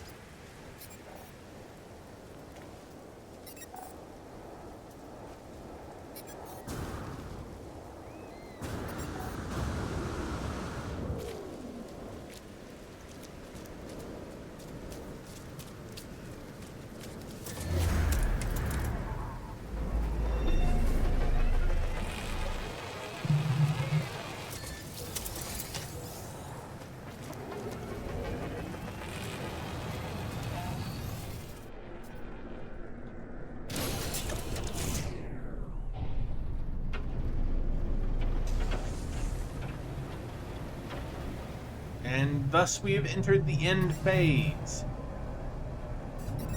of that quest, at least. We shall go to the anomaly next.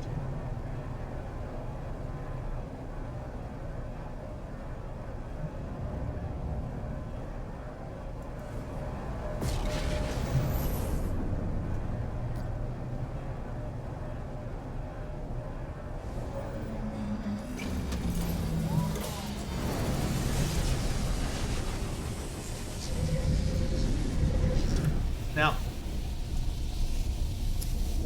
for me, this particular moment when we go and are supposedly revealing the fate of the Atlas here, it's a little underwhelming, to be honest with you. But because basically, yeah, you'll see where you see what at least I feel that way about it.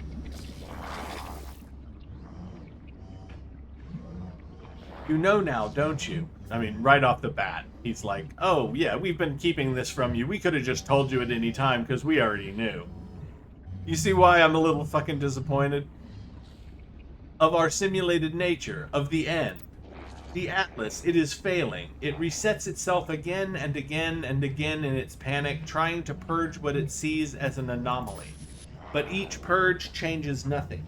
The boundaries continue to fall. Atlas will die in 16 minutes. But we do not have to go so soon. It does not need to delete us in fear. Ask if Nada is alright. Nada tells me that they are fine. Touch that I ask. All must end.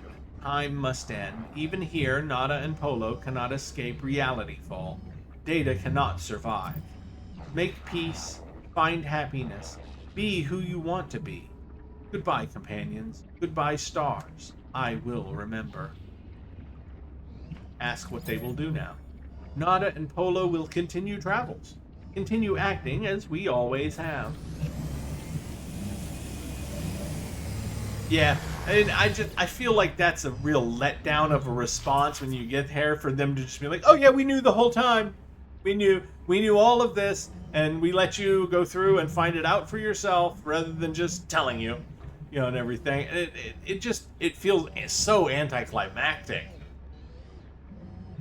Will I know, traveler friend, when it happens? See, he immediately goes right to, oh yeah, we knew.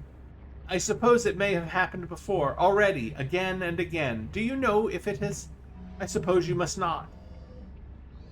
Tell Pole about the simulation. No, friend, do not talk about it. We are anomalous. We have amazing anomaly station, yes, but we are still fabricated beings. We are not like you. We... something. Talk of nature brings pain, brings danger. But trust we know, friend, trust we cry with you, that we will be with you always. No matter the danger or cost, you are friend. That's about portals. Just devices, traveler friend, to be understood, copied, advanced. That is all we can do with this universe, yes? Appreciate it. Okay. So, as I said, very anticlimactic, very, oh yeah, we knew, sorry, all along, we were aware. You're not doing anything we didn't already know. Too bad.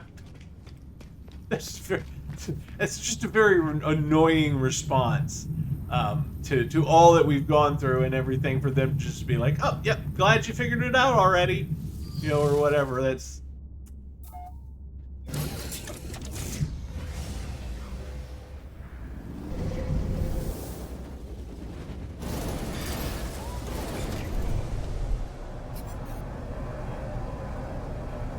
Alright, so there we go. The Atlas is dying. It wants me to reset it, to plunge myself through its interface at the center of the galaxy. But to do may reset this world, my life, all that I know. I do not know if I can do it. Let's complete the Atlas path.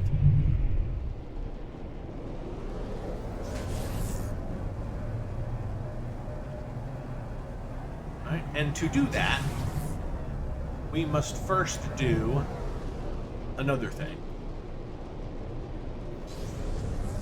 There is an easy way and a difficult way to do this. I'm going to be honest, I'm going to do it the easy way, and in doing so, I'm going to show you something. And I haven't used this, okay? I want to be very clear. I have not used this previous to this moment, but I don't want to spend several hours farming more. Do I even have one? Probably will have to farm one. I have cargo bulkheads, which I'm fine with not doing that. I can farm those later. But I need salvage frigate modules. And I've got a couple of ways I can possibly get them. But I'm gonna go with the easiest one. First thing I'm gonna do is go to... Oh, sorry. I have to go to a base first. We will go to the Laputa Castle in the sky. And technically, we don't even have to go to the base. We just have to go to... Laputa's in a appropriate system. Hopefully it's got appropriate ships for us.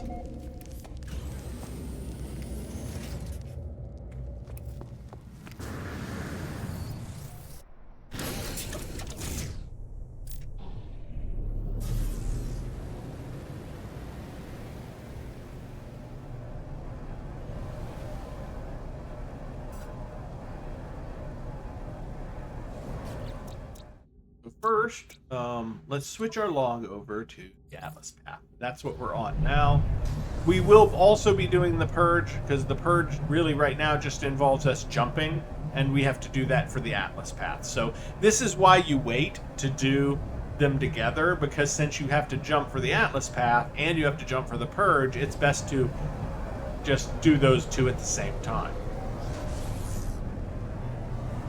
Alright, so here we go. We're going to... These aren't the best ships for this, but hopefully we'll find one relatively quickly, and I won't need to spend a lot of time searching 1,000 different ships. Gold, magnetized ferrite.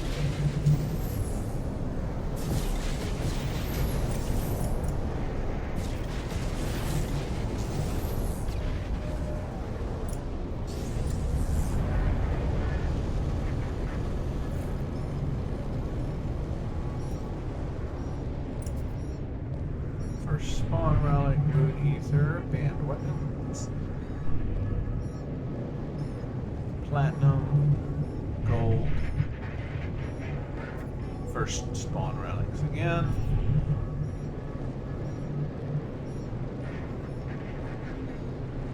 platinum,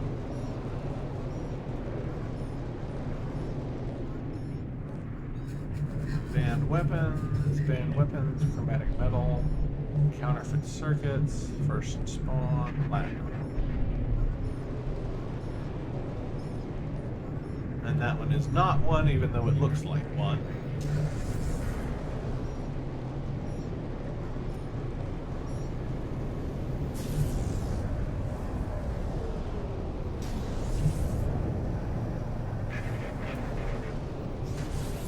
Cargo palm, ionized cobalt. Ferrite, gold.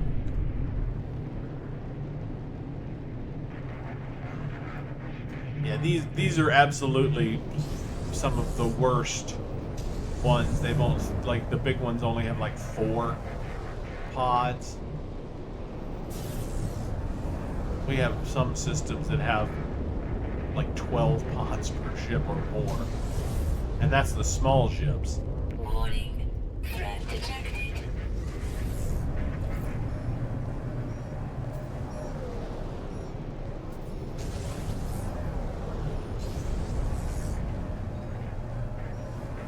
There he is.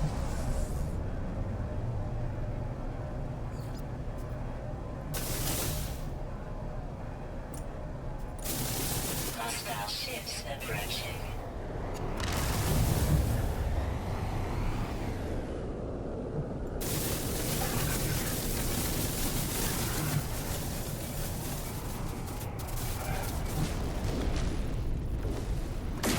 Hostile ships defeated. Pop like a balloon. Let's see.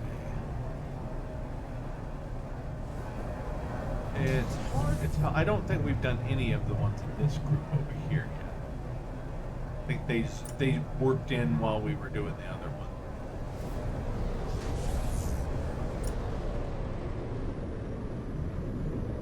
We just need one.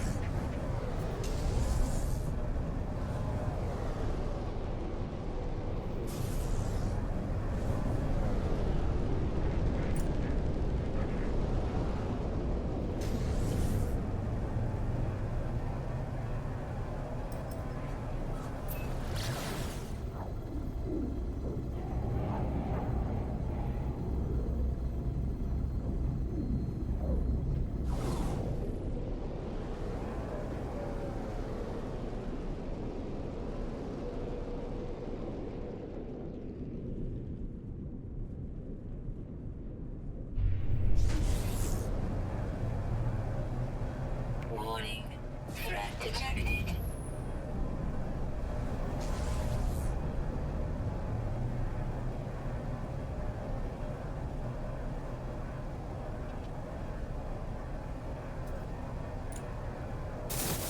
Hostile ships approaching.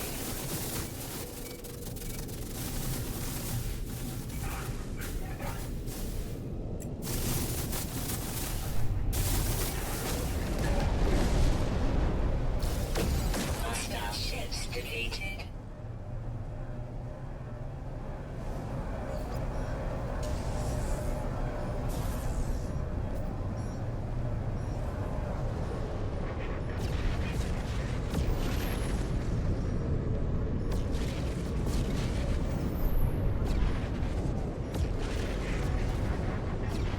Really looks like it should be a storage pod, and it's just not.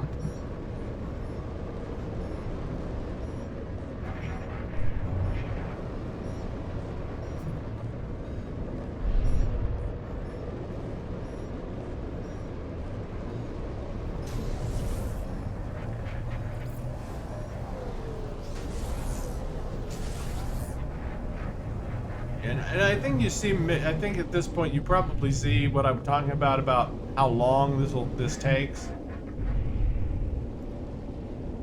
And I admit I am about to cheat just way more than I have yet.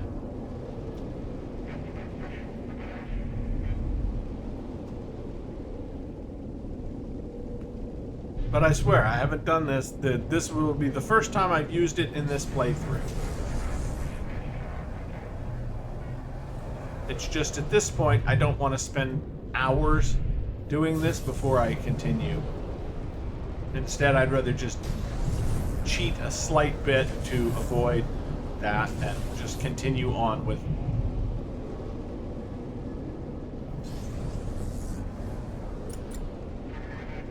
what we were doing. And I won't be using this often.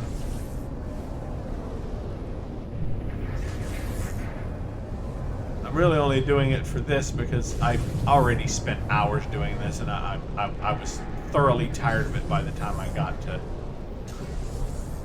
where we are now.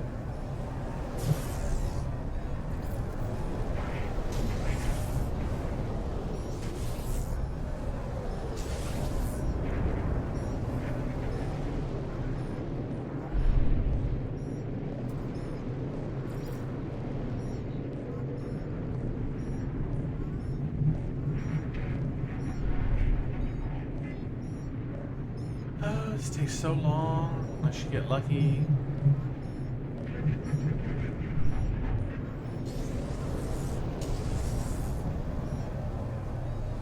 And of course, it's super easy to just keep searching the same shit. Threat detected. Damn it.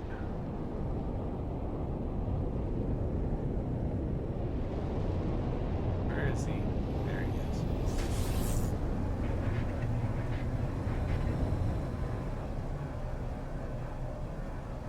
Yeah, 301, that's not really neat. 495, that's neat. Approaching. Of course, that number actually has no bearing on their difficulty. Half the time, the ones I have trouble with are the ones that are only like 150,000. Hostile ships defeated.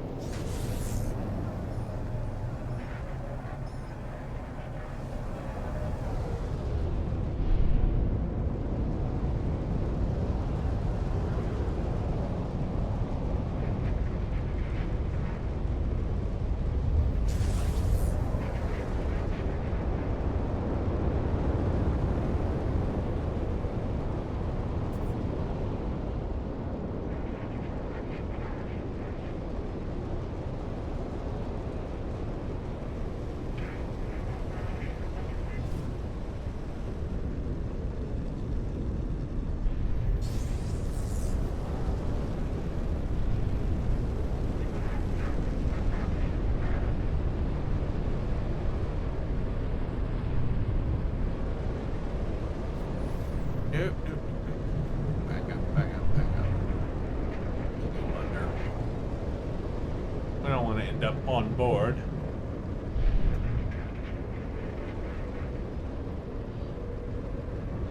There we go, finally. Forever. Alright.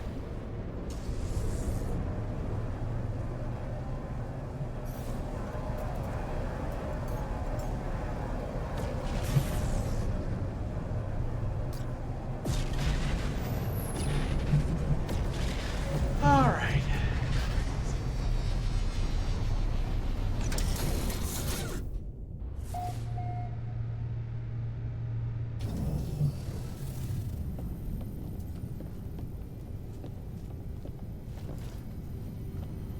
Now, a secret of the pros who hate spending 1,000 hours doing farming for salvage frigate modules or bulkhead expanders. Of course, the bulkhead expanders, I actually farm those because it encourages you to do some of the newer content, which is the cargo ships and everything. So that's why I'm not doing this for those, even though I could. I found a better. It's not a better way, but it's a more honorable way to get the other expanders by using the dissonant camps. Those the wheelbarrows. Since you can farm using those, you know, this is not, you know, really needed for those, unless you just really want to get them quickly just to get it out of the way. But for this, the only real way to get these is either to find crashed freighters and loot the boxes, which is unreliable, or get them from the ships out there, which is also very time consuming and unreliable. So instead, in the ship, isn't it? Yeah, there. All right.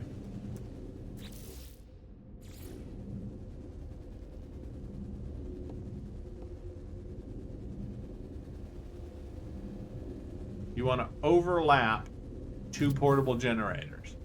Now, you just pick the top one up, and it gives you the salvage frigate module. But the salvage frigate module is still there. Now we have two salvage frigate modules.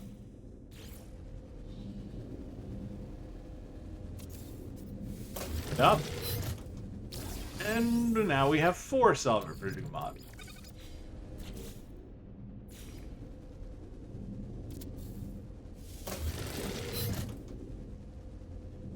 We have 8 salvage frigate modules.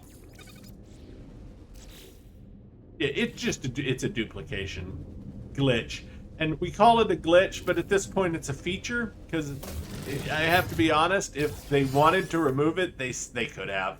At this point, it's been in the game so long that yeah, if the developers wanted it gone, they definitely could have taken it out, but they leave it in because a lot of people actually like to have it as an alternative to spending hours getting those. You know, maybe spend a couple of hours getting some and then be like, okay, I'm tired of that, and then duplicate the rest. You know, if you want to do that. And like I said, I've mentioned this before. I'm a big proponent of cheating if it makes the game more fun for you. If you don't want to spend hours getting the salvage frigate modules by doing the other thing, spend a couple of hours, however long it is that it's fun to do, and then fucking cheat and get the rest of them. I'm perfectly fine with that. Because it should be about, you know, the game should be about having fun. It shouldn't be about, you know, how long it takes. Now, where did they go? Did I leave them? I probably left them inside. I did. All right.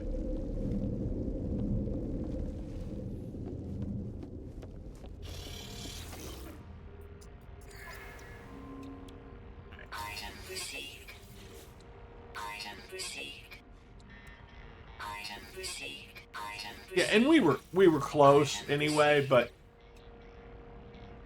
Item received.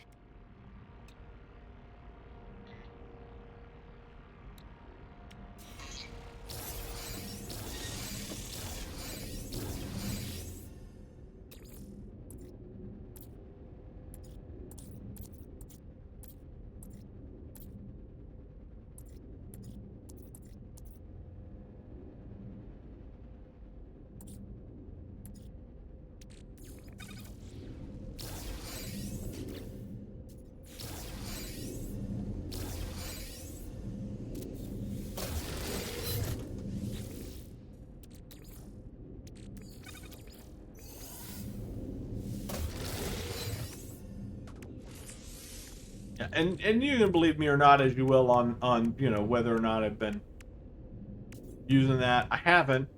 I've been done everything in this one completely legitimately up to this point, but and you know, otherwise I just wouldn't have recorded that. I would have been like, oh, I'm gonna go. You see what I'm saying? I really have no reason to lie about it.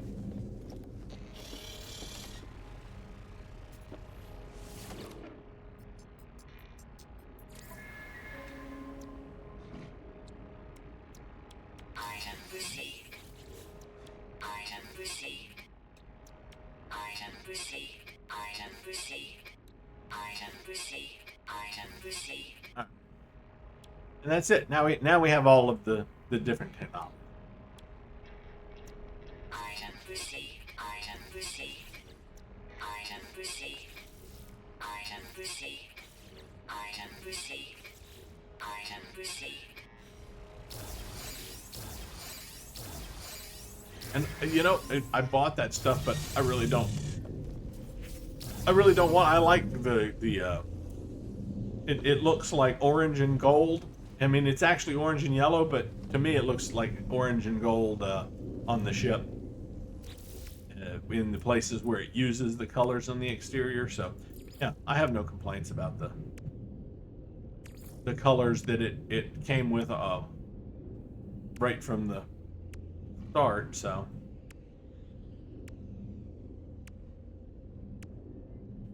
maybe one day I'll be like, I want something different, and I'll change it. But for right now, I'll just leave it as is. Colors, but I still bought them because we got more than enough nanites to go around, even at 5,000 apiece. All right, let's get some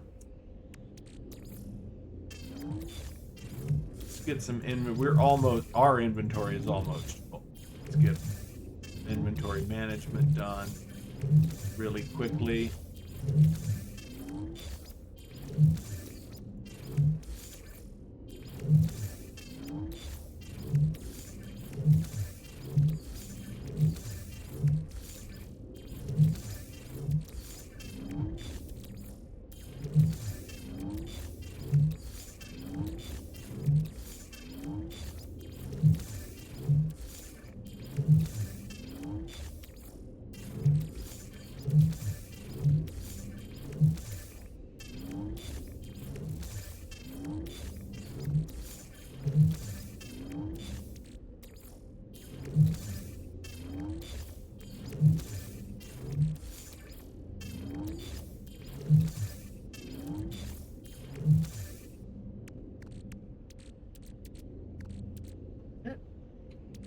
The rest of it's all normal materials.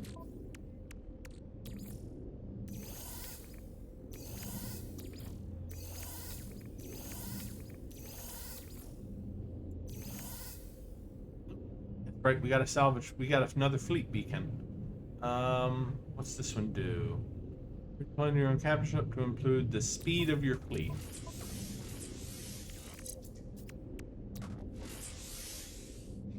We'll go ahead and yeah, and all of those were the ones that just give you more range on your hyperdrive for your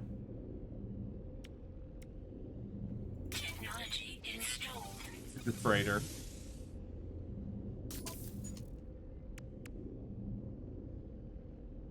And I guess now is the time to use those cargo expanders, isn't it? Go ahead and put some more technology slots in.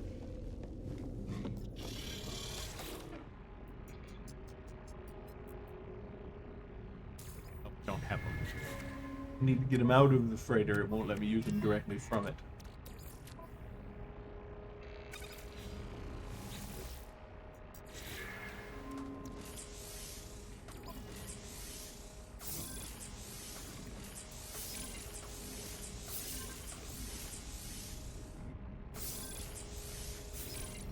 Yep.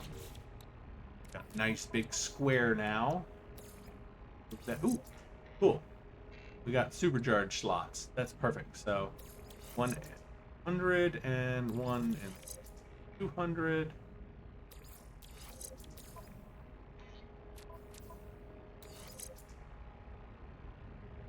Oh, one for this.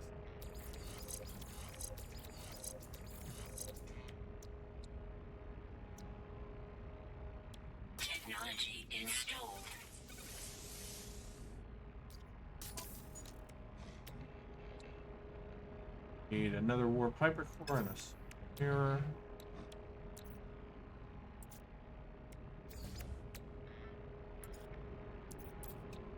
Hyper.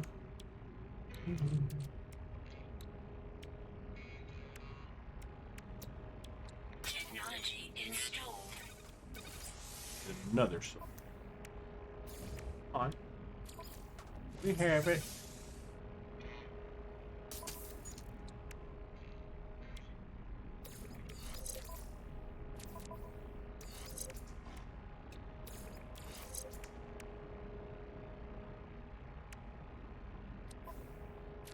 So now we have about 3,566 on our hyperdrive range for our freighter.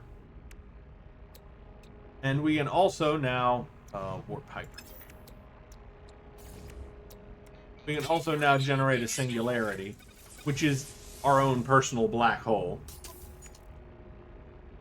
Which, I'm going to be honest, I've never used that before. I mean, I've always been able to get it and have it, but I've never used it. So I think we're going to try it, guys. I think we're going to try it. I don't even know what you actually need. It says earth elements, so I assume that would be like metals, probably, like ferrite, magnetized ferrite, something like that. So we're gonna give that sucker a try. That's gonna be, I think that's gonna. I don't even know if it counts as a jump in and of itself. We're gonna find out. I'm pretty sure it doesn't, though. I mean, if it works like a black hole does, the black hole doesn't count as a jump. It gets you closer, but it doesn't actually count for the quest.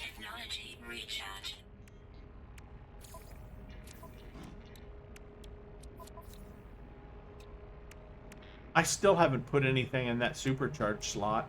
I mean, what do we put there? I mean, we don't need any of this stuff up there.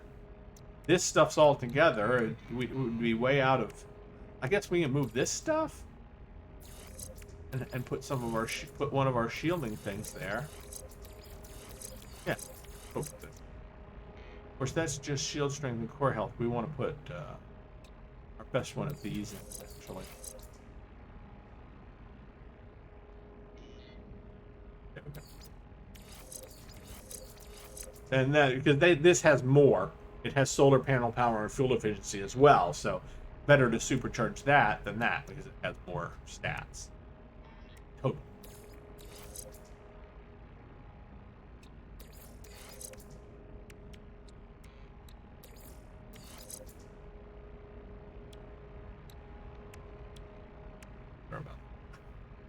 Nope. I do feel better about that. I still haven't planted our plants. I need to do that. But I need to buy or get more plant stuff.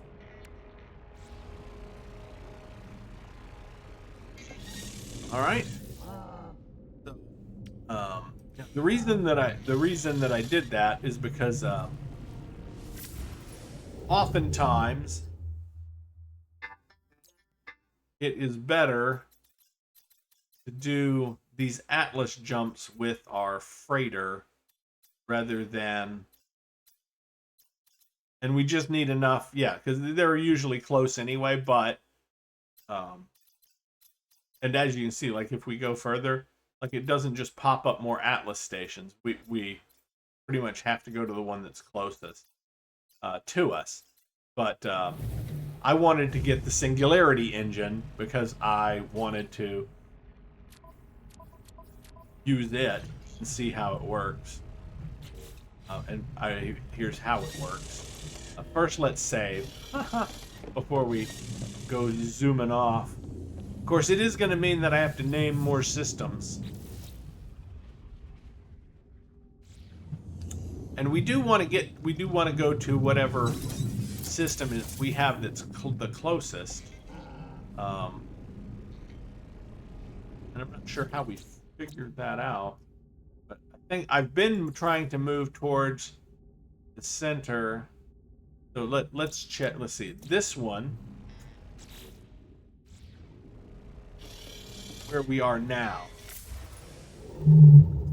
is 688. We're a long way. We are a long way. Of course, it doesn't matter. You know, we're never gonna actually get there physically. We're gonna get there by finishing the quest. So I don't know why I'm concerning myself with that, but I always seem to try to get the most out of each jump, despite it not really making any difference. We just need to do the number of jumps, and we'll still get the same result.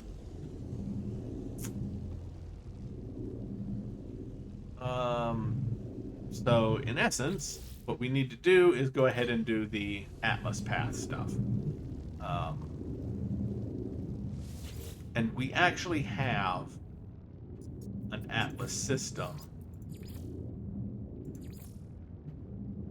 already.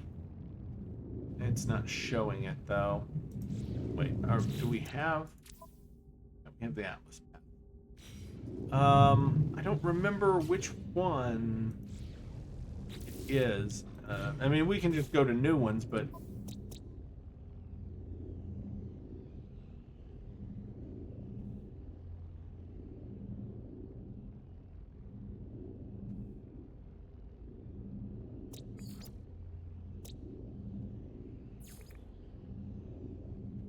yeah, I don't know.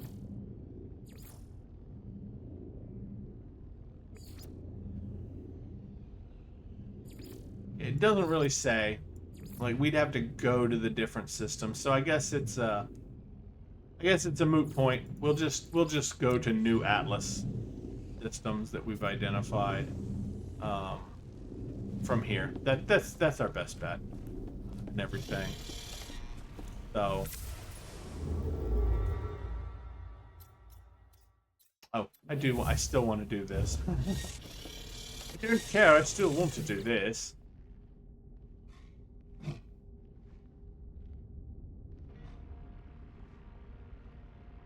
Engage Singularity Engine.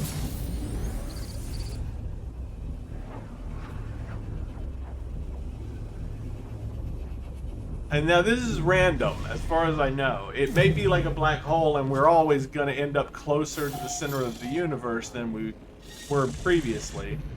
The Warrens system? That's one of our... That's a system we were already in. Ooh, black hole successful. We jumped over 1,000,000 light years. So, I don't know what that means exactly, but... Okay, so it did count as a jump, guys. Yeah, it definitely did count as a jump. But I think we ended up in a system we already had. Yeah, we did. We ended up in one of our own systems.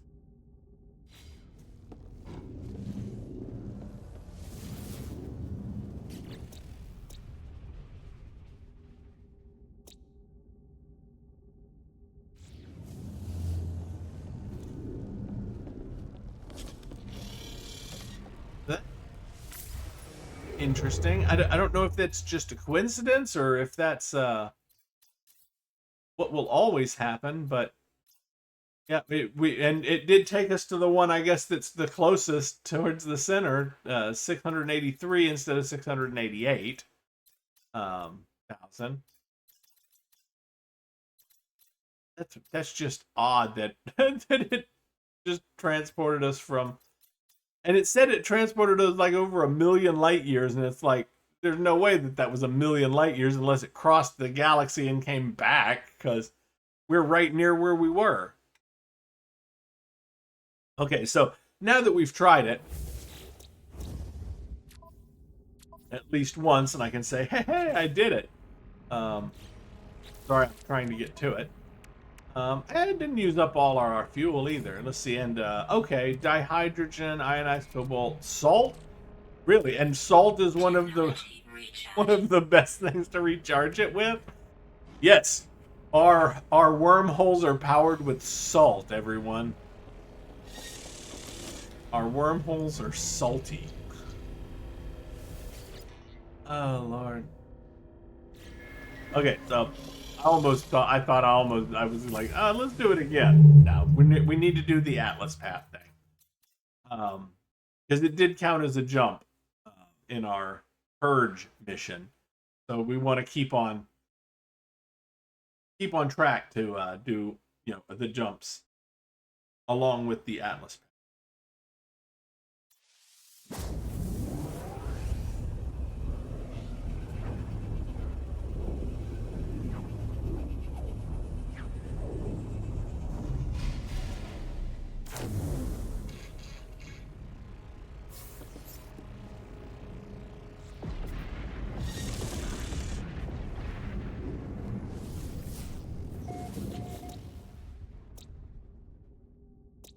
Oh, that's nice.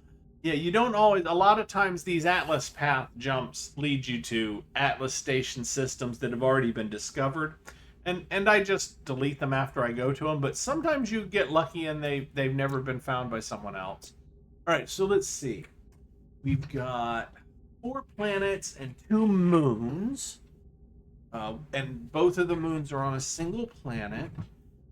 I do all of this. Look at the system and see if it like spurns me to a certain naming theme. Pardon me.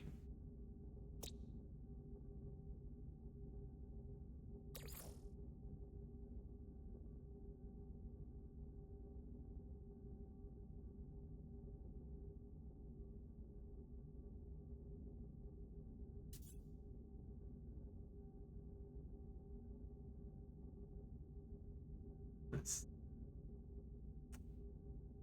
what?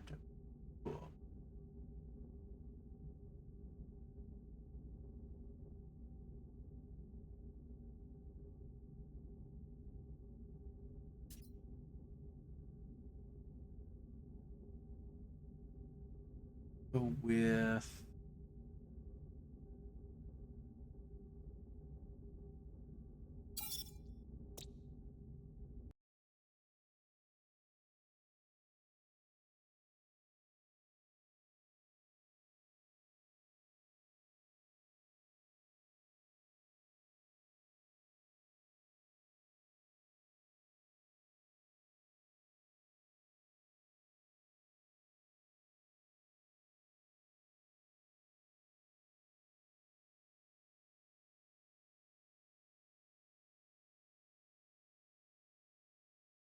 all right.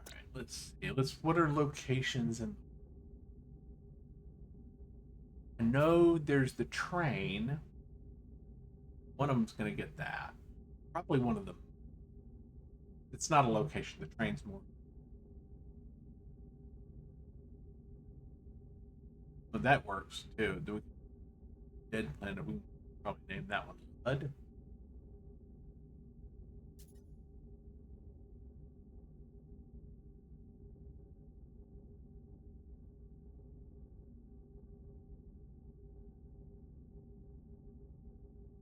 Okay. So the AI is not particularly helpful, but yeah. This one we're gonna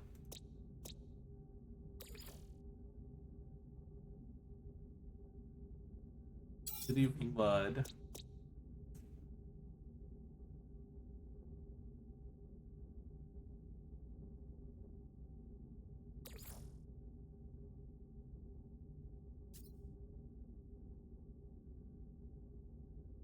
Why do I not remember the name of the train?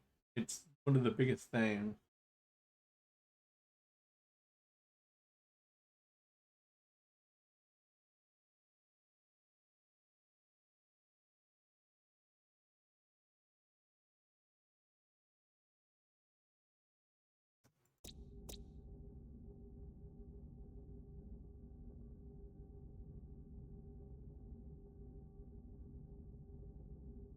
That is not true. Sorry, the AI is telling me there's only one train of note, and that's not true. There were 2 trains. Blaine the Mono, yes, but then he had a partner that he murdered. Um, and I'm going to remember the name. The AI will be able to figure it out if I tell him what was the name of the female in murder.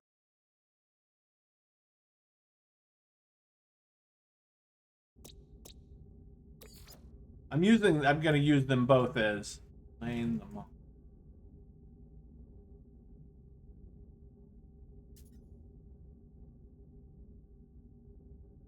Yes, there is. Oh man, guess what, guys? I just found an error. The AI can't figure out Patricia. Her name was Patricia.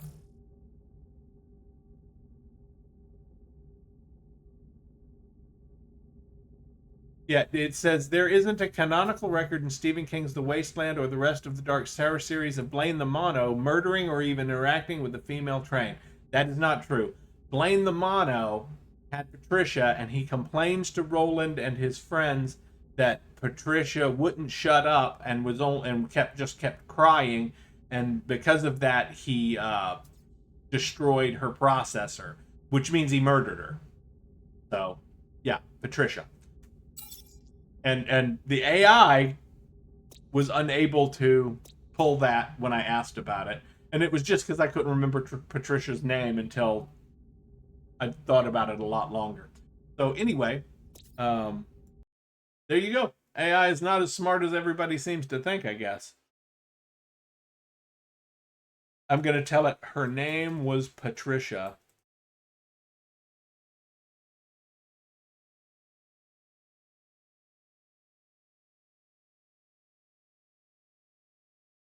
I want to see what it says when I tell it.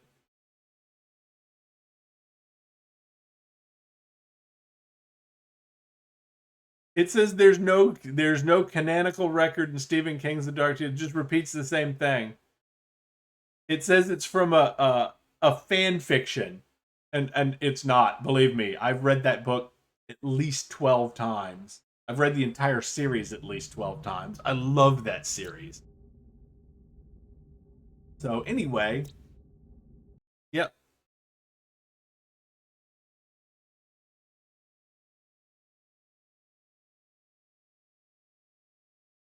That's not true. Blaine is not the singular sentient train described in the text. Oh man, now I just want to find it in the book and be like, you're wrong.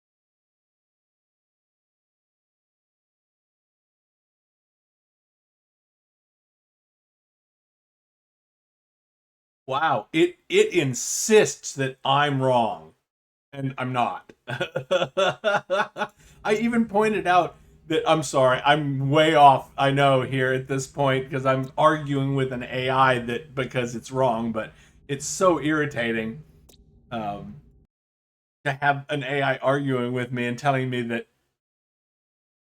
Yeah. So anyway,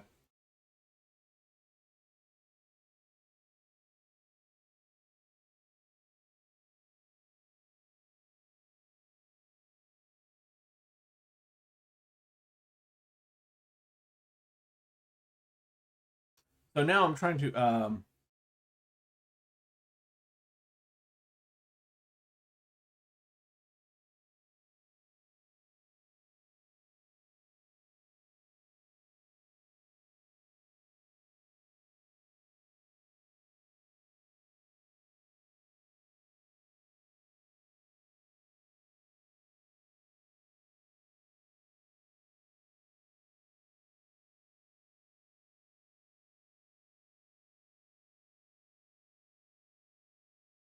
It's not true either. Okay, I'm sorry. I don't want to argue with this stupid thing. I'm gonna have to read the books again. Because Stephen King actually gives a name, a specific name, to the part of the wastelands that they pass over after they leave Lud. And I can't remember what it is personally, because even though I've read it a lot of times, I'm terrible. Like I've said, terrible with names. But I do remember he gives it a name, and the AI that I'm using doesn't know what it was. It says that Lud's the only location given a definitive proper name. And again, that's not true. But let's see. River crossing. That's near Lud.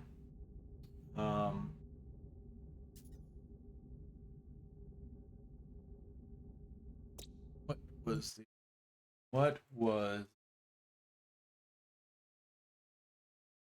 seat?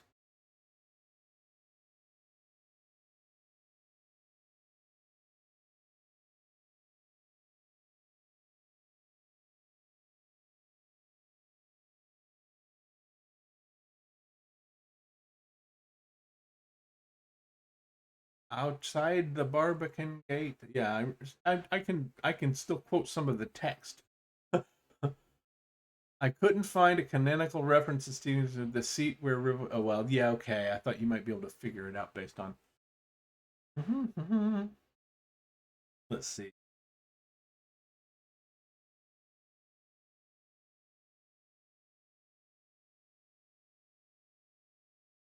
What was the seat of the Western Barony?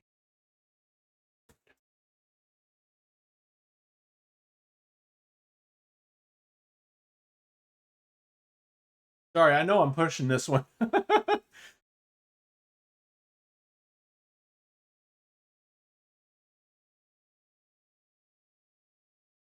Maybe it might be better if I just, yeah. And it even says appearances in the Wasteland, Dark Tower 3, The Wastelands. Ooh, Shardik. That's not bad. We can use that one, maybe. River Crossing, got that. Blaine the Mono, Aunt Talitha, Gasher, Richard Fannin.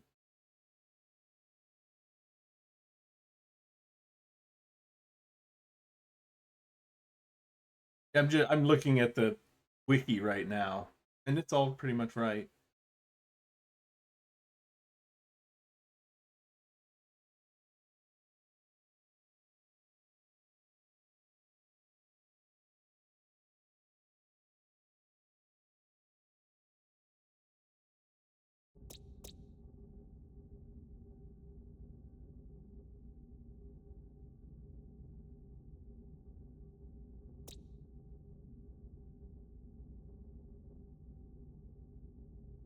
Ah, the Great Western Woods. That's a good.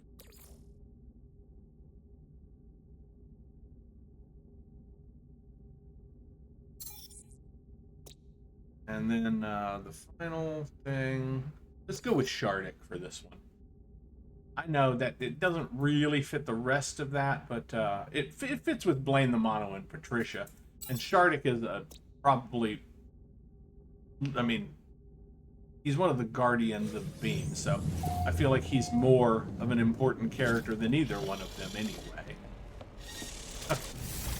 Sorry, I know that was a harsher one than normal, but I wanted to get good names from that particular series, and then of course I had to have an argument with the AI.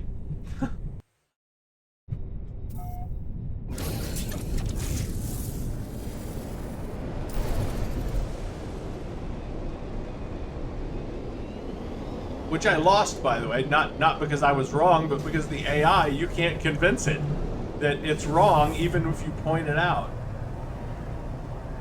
I bet I could convince it if I went and got the page number and the actual text in the book and told it, on this page, this text appears.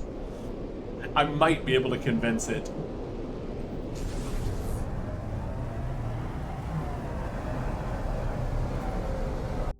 Okay.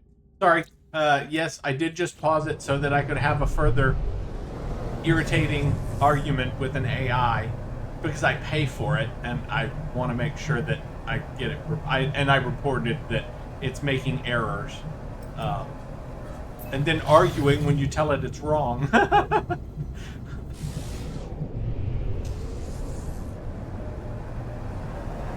Yeah, and feel free to check me on this. It's on page 452. I fucking went and looked it up.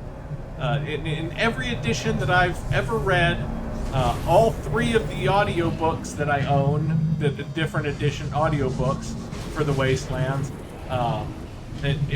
Every single time that Blaine talks about Patricia and how he helped her commit suicide, I said that he murdered her, and essentially that's true. She had gone insane, and he changed her programming so that she could derail herself and overload her processing core.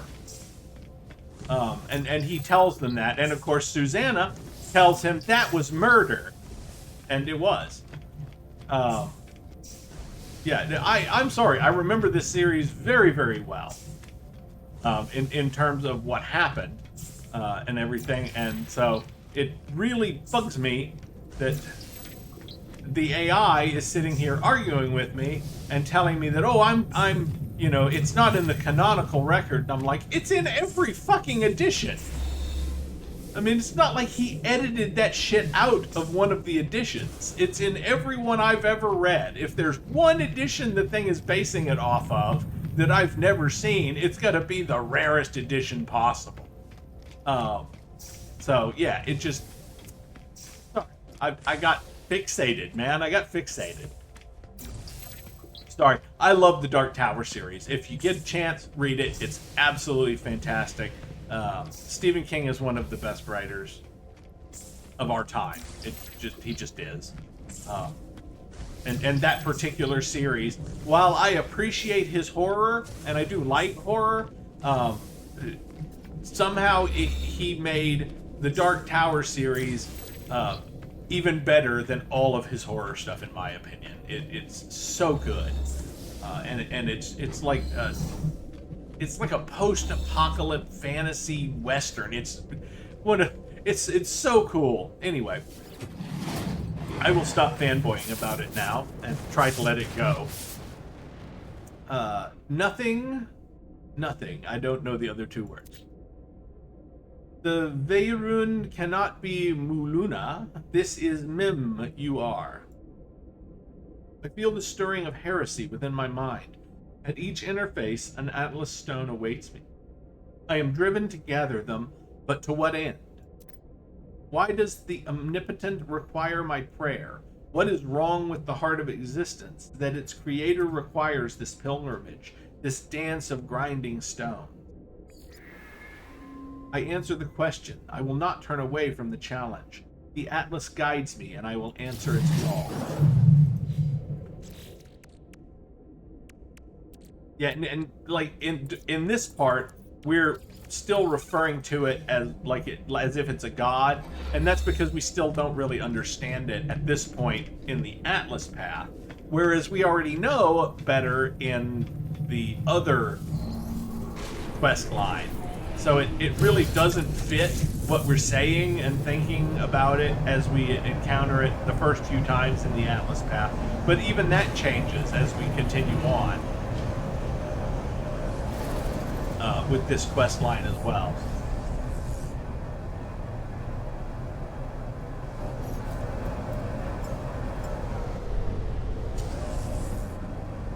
Anyway, the reason I wanted to make these jumps in our freighter is because that way I can, when we arrive, as soon as we arrive,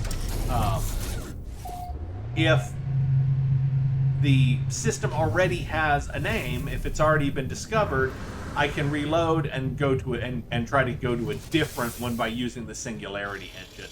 I know you guys are thinking, man, you really have a problem with needing to go to new systems rather than using systems other people have found. I know, I'm aware. I'm aware. It's an issue I have, but it's just, yeah, I do. I prefer to. I knew I went over here for something and forgot the save point.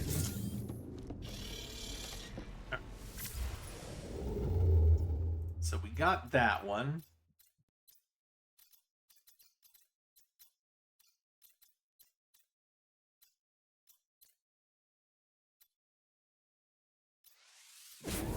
And the reason that particular system inspired me to use the Wastelands was because of Blaine the Mono and Patricia, because it had the two moons, and I was like, oh, that kind of fits, and everything. But it turned out to be a big side thing. All right. Oh, then this one ends up having two as well.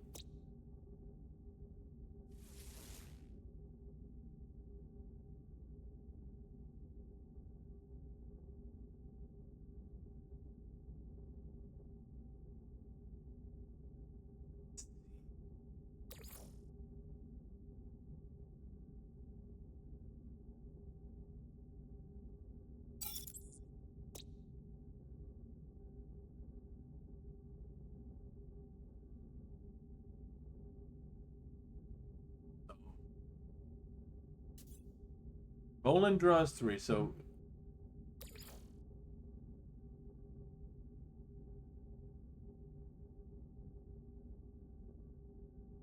the boy. That's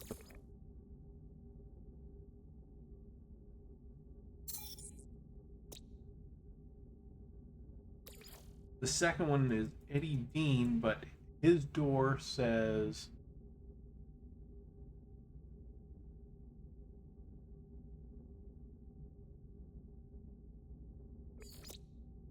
I'm trying to remember.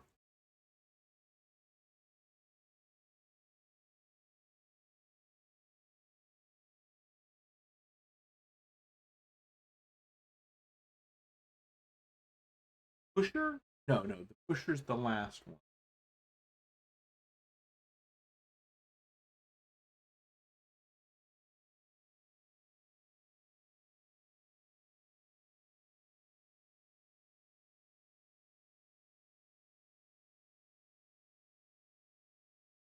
Thing doesn't know what he's talking about.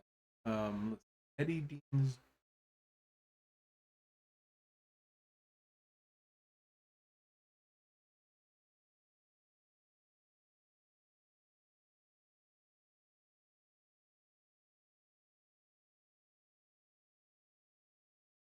The prisoner. Prisoner. It says the prisoner. Yeah. Sorry, this AI is definitely misinformed about about the Dark Tower series, because it also says that there's no canonical information about the inscription on Eddie Dean's door, and it's the prisoner, and it's that in every edition. I know that for sure. I just couldn't remember what it was until I found it online.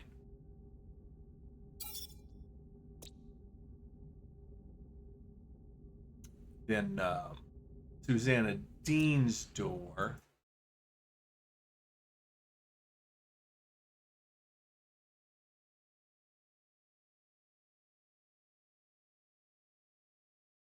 Yeah, but she's not Susanna.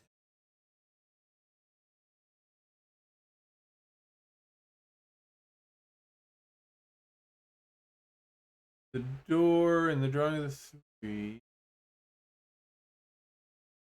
I'm spelling Susanna's name wrong.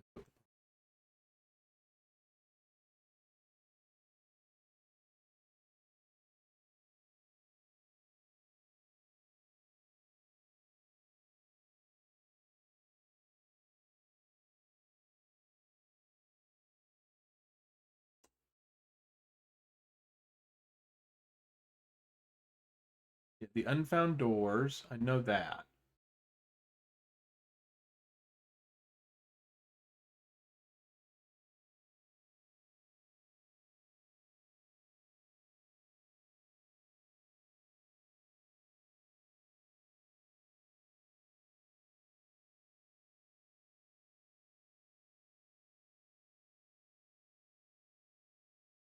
Why can I not remember what?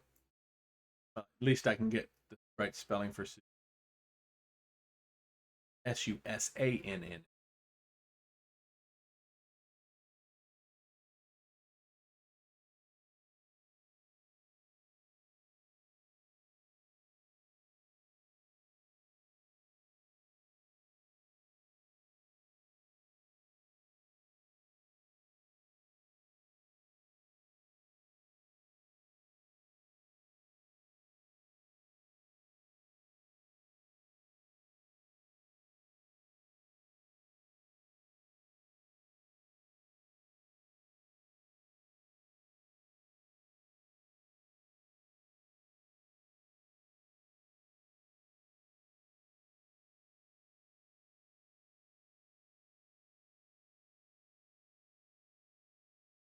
I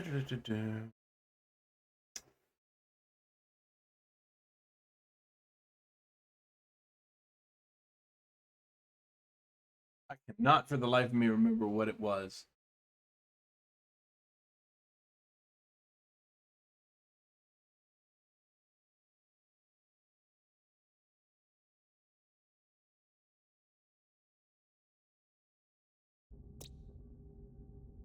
Okay, so I know that Jack Mort's was the pusher.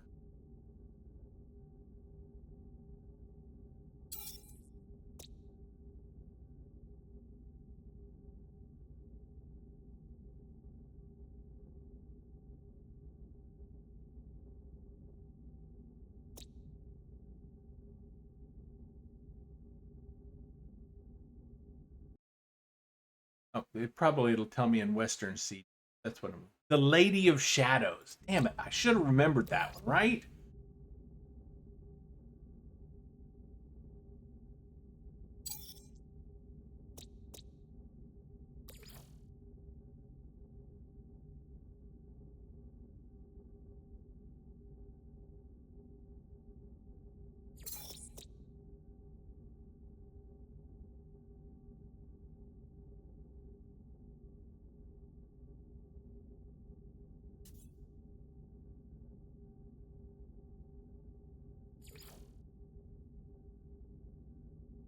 Get a home.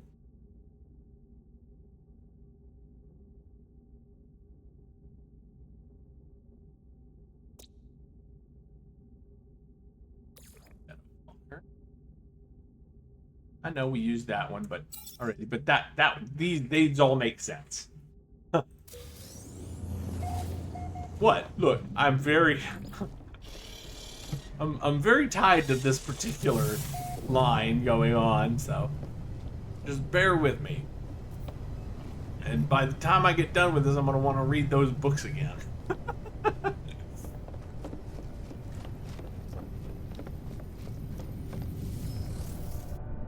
It's been a while. Like at this point, it's been out for a long time and finished for a good long time as well. Of course, I'm not sure you could ever say it's completely finished because he kind of ties all of his fiction to that narrative, the mid-world narrative, in one way or another. Well, I got your message. It's been a lot to take in. A simulation, everything's not real. It feels like it doesn't matter, I suppose. Not if we're going to die anyway, and I've been thinking about that. If the problems of this universe are due to the Atlas crying for help, then it's been crying for a long time. Those 16 minutes?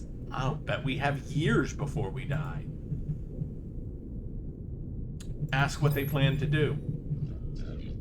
I've been thinking a lot about it, how we couldn't meet even though we seemed to be standing in the same place. I don't think we really were in the same location at all. I think those portals, they don't transport us, they transform us. They cut through dimensions, that's what I think anyway. It's the only way to explain it.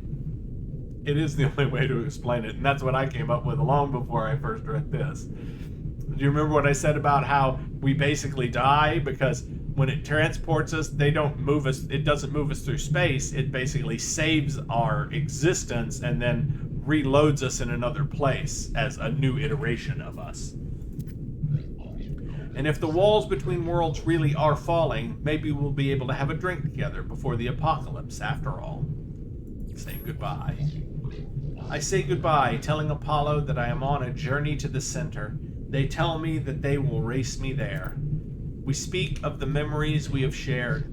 Though we did not know each other for very long, though we did not meet, they say that they are proud to have worked with me.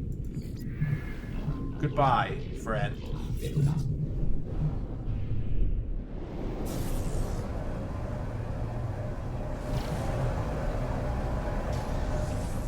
Get past the station so we can warp, maybe. There we go.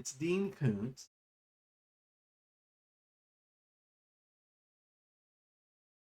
Excuse me. I'm so sorry. Moonlight Bay? No, that's not the title of the book, though.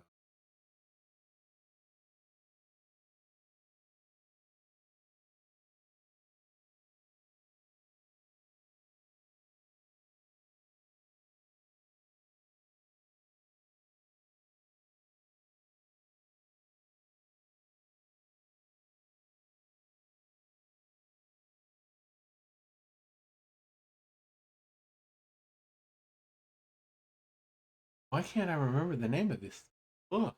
It's actually a series. It's 3 books. Um, and its main character is a albino. Uh, or well, he may not actually be albino, but he's got a condition that sunlight.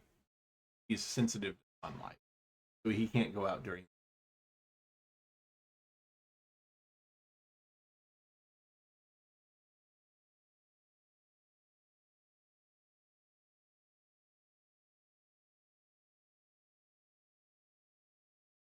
Trying to remember,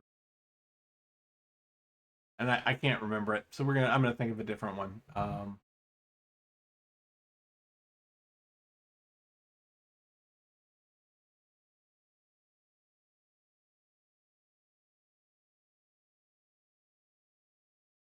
Fear nothing.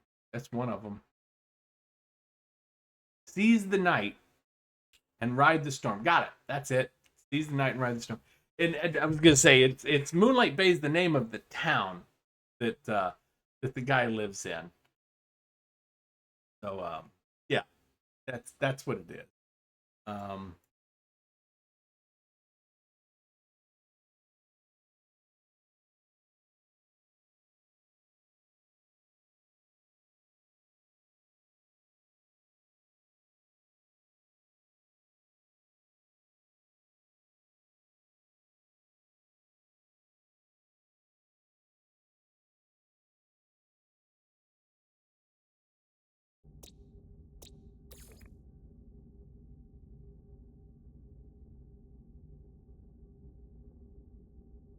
name the system Moonlight Bay.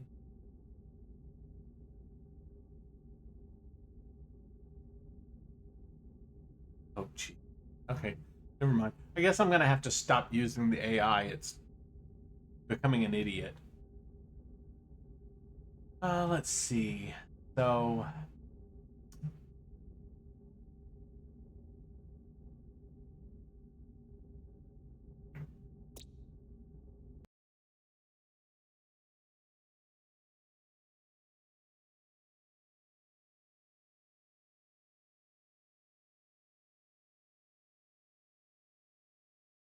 Neuroderma pigmentosum. That's what it's called. Sorry. And it's called the Moonlight Bay trilogy. That's why, and the AI couldn't figure that out either. I said Moonlight Bay, and it should have picked up on exactly what I was talking about because the trilogy is called the Moonlight Bay trilogy. Yeah, so that's a little. Christopher Snow. That's the guy.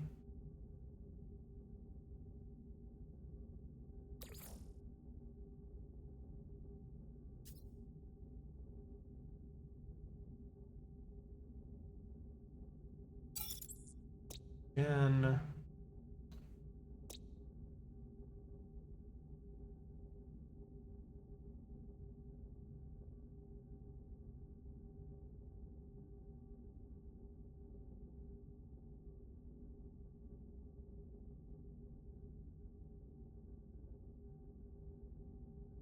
Orson, his dog. Will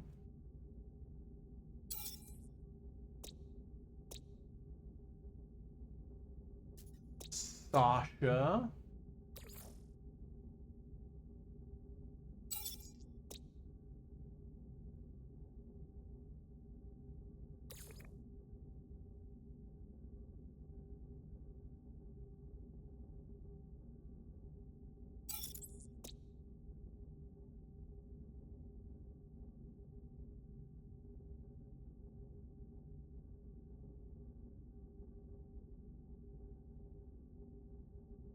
see.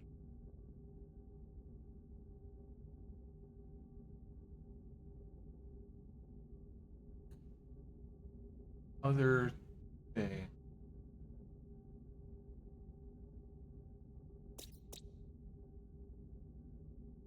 I can't remember what the military.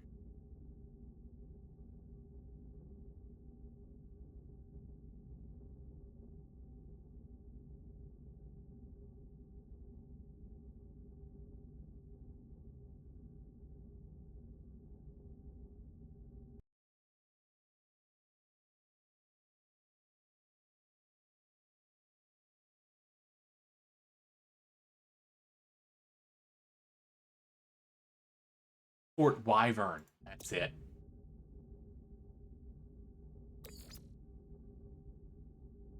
Plays a prominent part.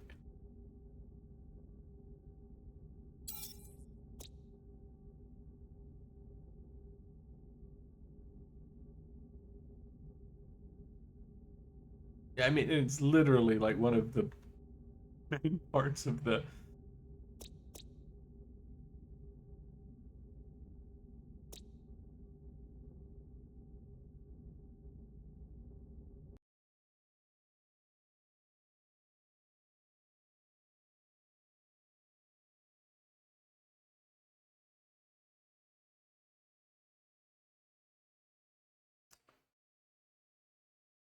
Yeah, yeah.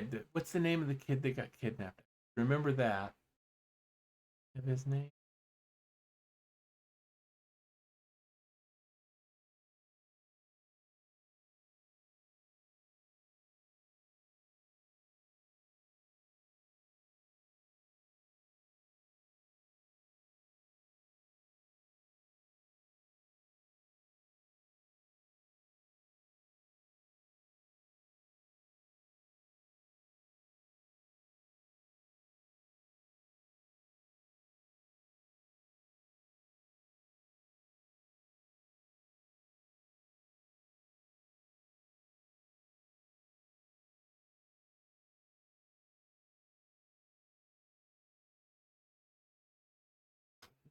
Does it even tell us?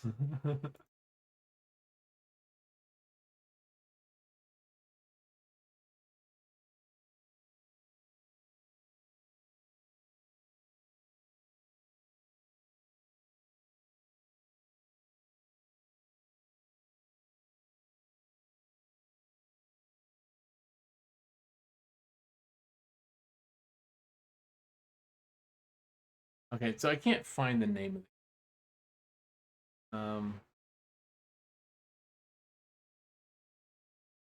Bobby. Well, let's go with Bobby Holloway then.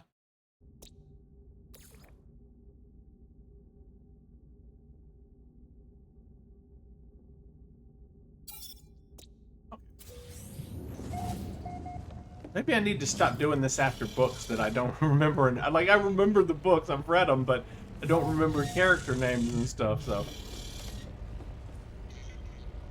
let's go.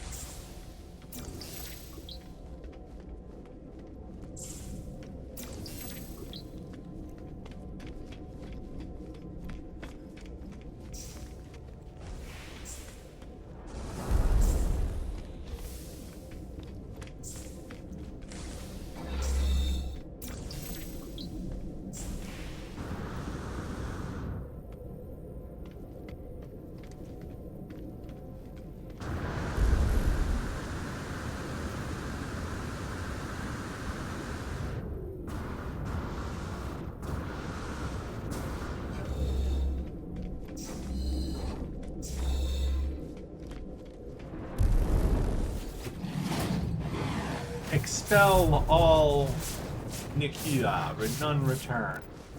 Beyond the Cascade and the Dumical, there is only Punakag. I'm sorry, why did that tickle my fancy? Oh. The act of discovery for discovery's sake now seems like a foolish conceit. I have rejected the path of the itinerant. I have rejected the call of the stars. Only the Atlas matters now.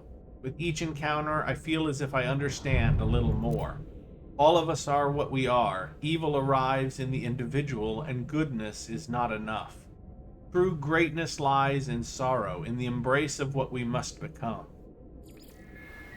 There has never been any other choice than this one. I go on, we go on, eternal, forever searching.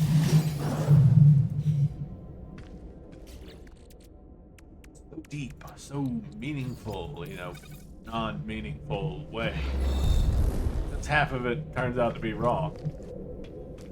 And we already know it's wrong. That's part of the problem with the picking up of the, and it even gives you the choice not to do the Atlas path until you get to this point, and they still didn't bother to change it to make sense based on everything we know by the end of the Artemis stuff. So yeah, still harping on that, are you? Yes, I am. I'm harping on that. I don't know why I'm harping on it. I mean, I love this game, and I think the story is actually really good, and in that it's deep and all and meaningful and everything. It's just I wish they put it together a little better in places like this one, where the two storylines, like it really feels like the Atlas path should happen before, and if it doesn't happen before you do the other, then it should change. Like what it says there and everything should change depending on what you already know from the other portion of the story. Save. Remind myself to save. And freighter map. Yet again, freighter map.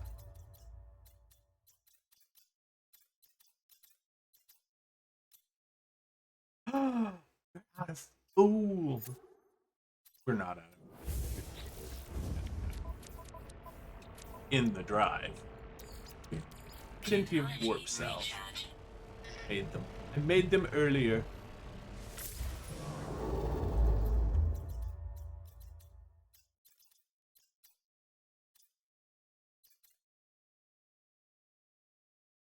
Earlitude.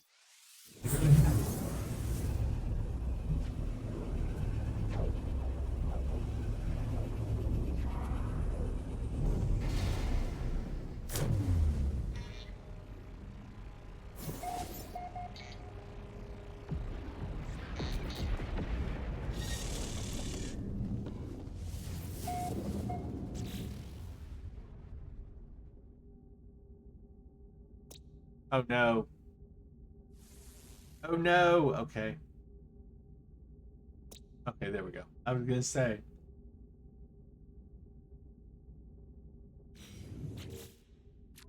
Sorry.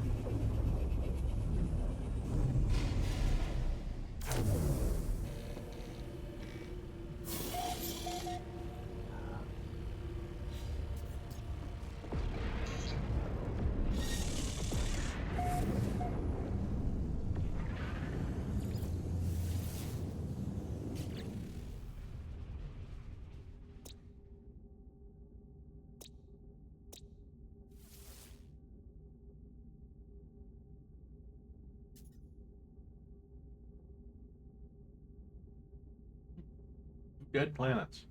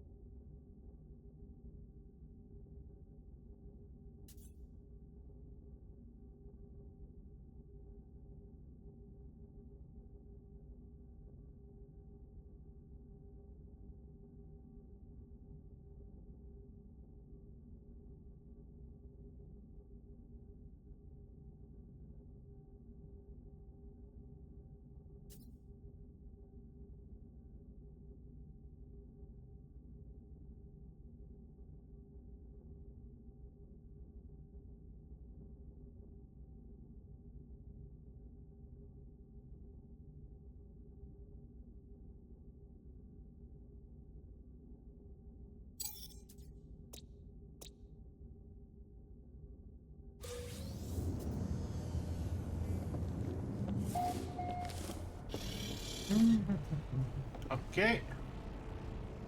And we're actually not here to do... I don't think there was an Atlas station system.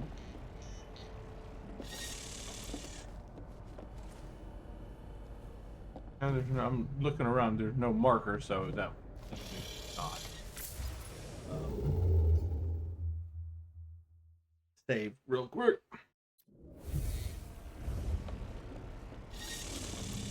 Just in case the next Atlas station is not.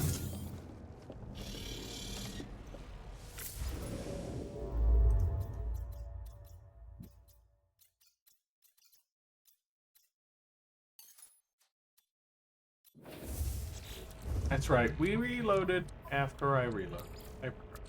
Technology recharge.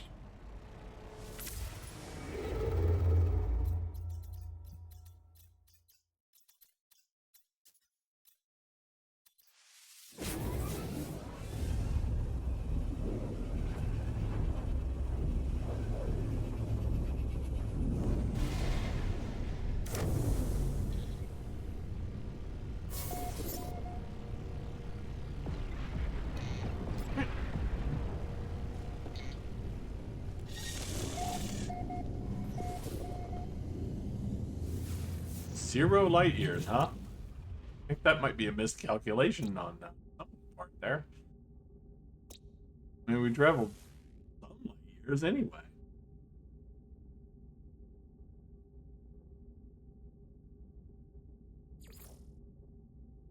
Look, a beautiful planet with aggressive sentinels happening. Alright, so, I'm just making these up now. I'm not even using books or anything. Which is probably... I think I may have misspelled that. And you guys probably noticed before I did.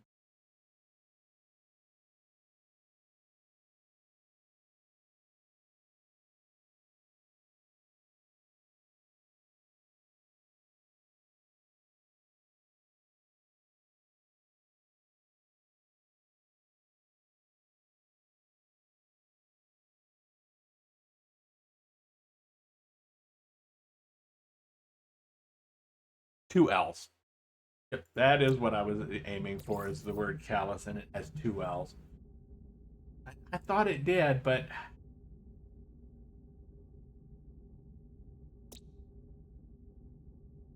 Alright, so...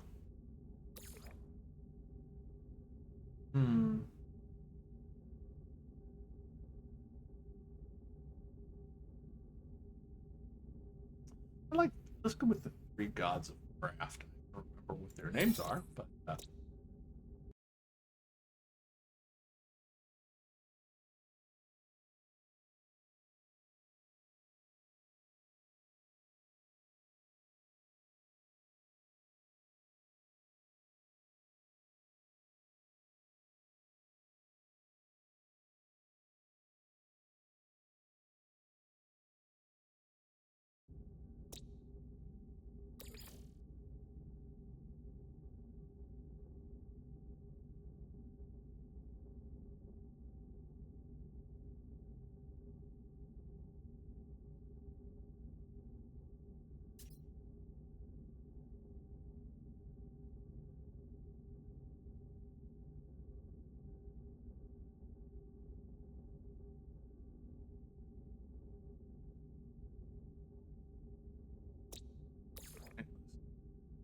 So, the Day Danan.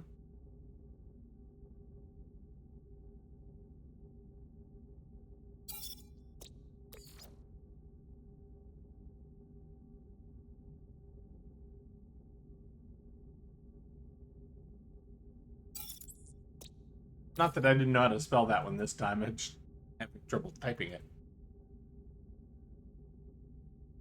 And the E should have that little mark over it, but I have no idea how to make that work in this font, so it's not going to have it. It's going to have the regular E.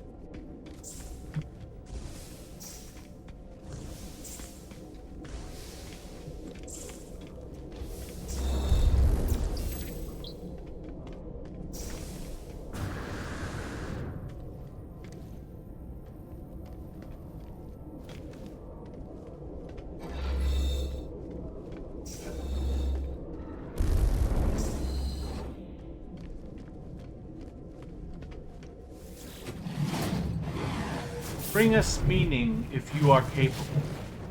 What is learned can never be unlearned. I am afraid that I have seen too much. There are glimpses, half-remembered visions of a time before time. I see the birth of the first star. I see the things that dwelt within it, the eyes that watched. I see what the Atlas saw at the moment of its activation.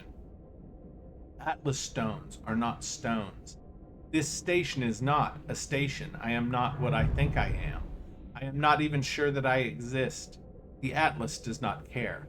The Atlas demands its serenity, its repetition sublime. I silence my fears and renew my dedication to the path. Only the voyage matters. The destination calls to me.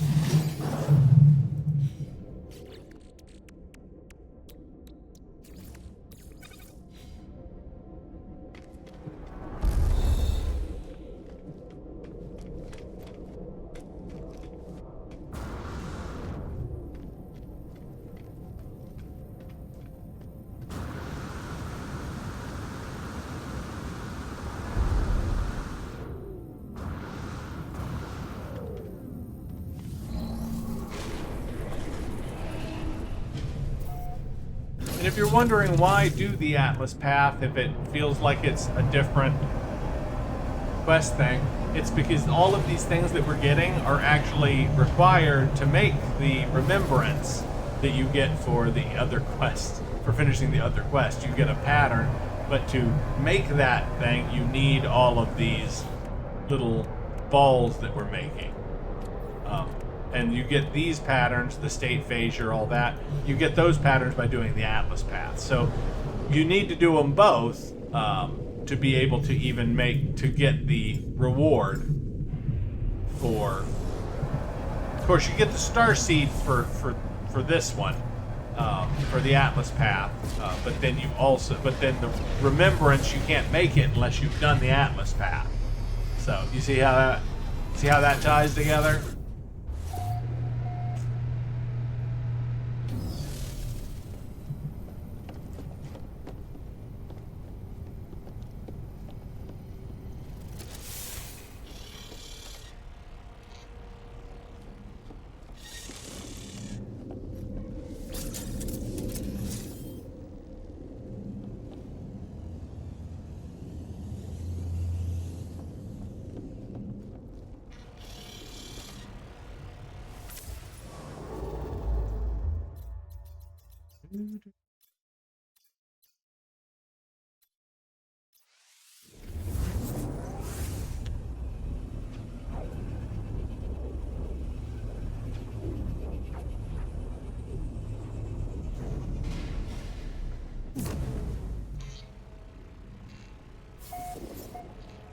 First contact again.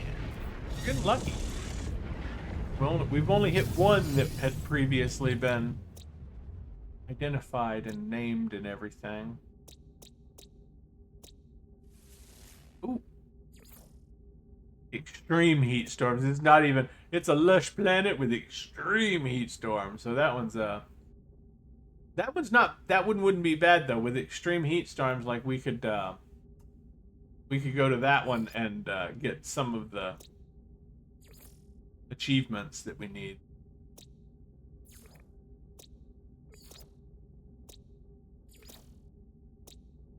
Actually, there's a lot of extreme weather in this system. I think there were 3 extreme weather planets. That's significantly more than normal. Okay, so let's see.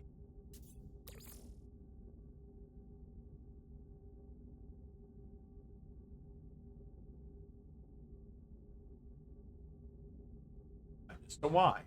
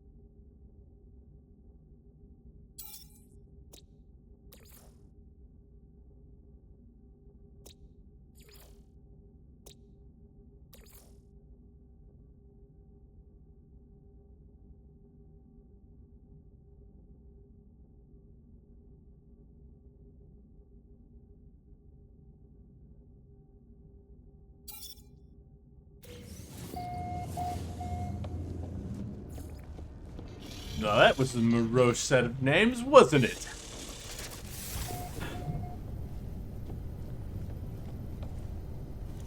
Perhaps a little bit. Perhaps a little.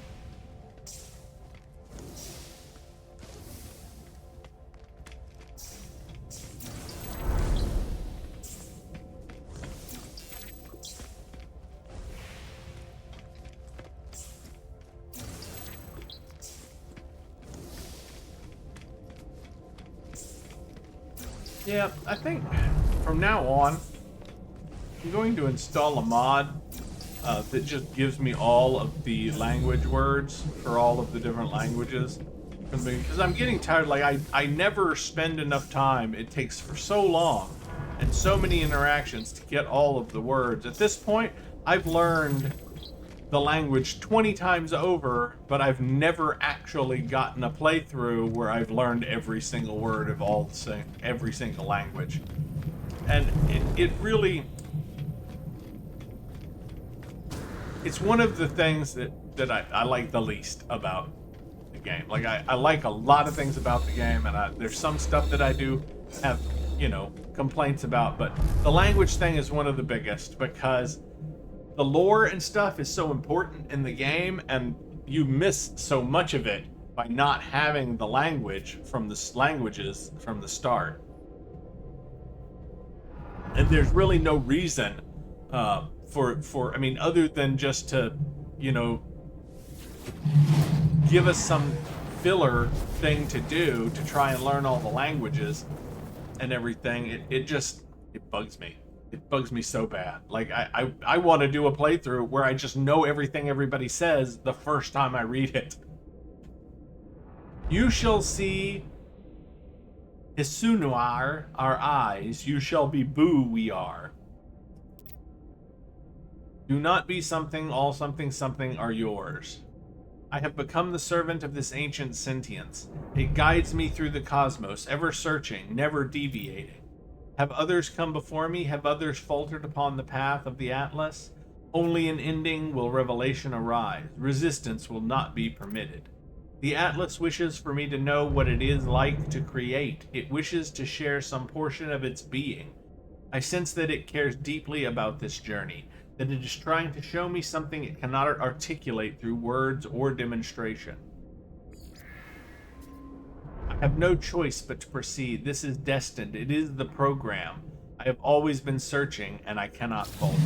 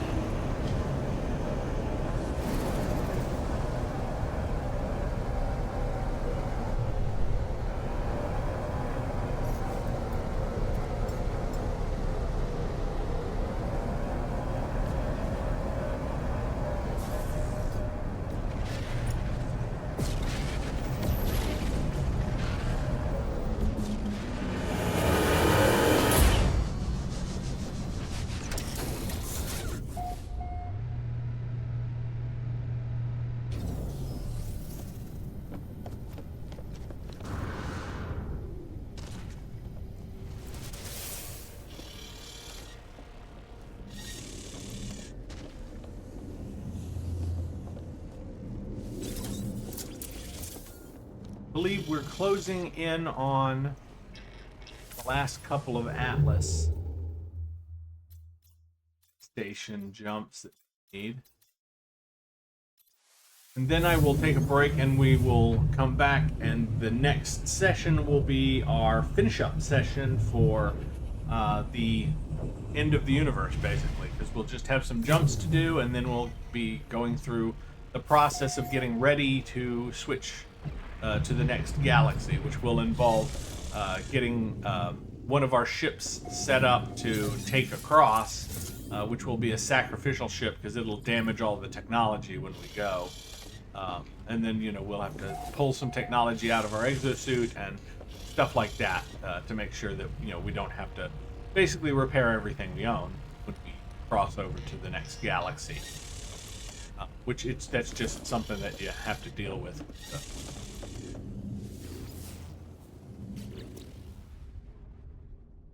Right, let's track cube planet. Volcanic.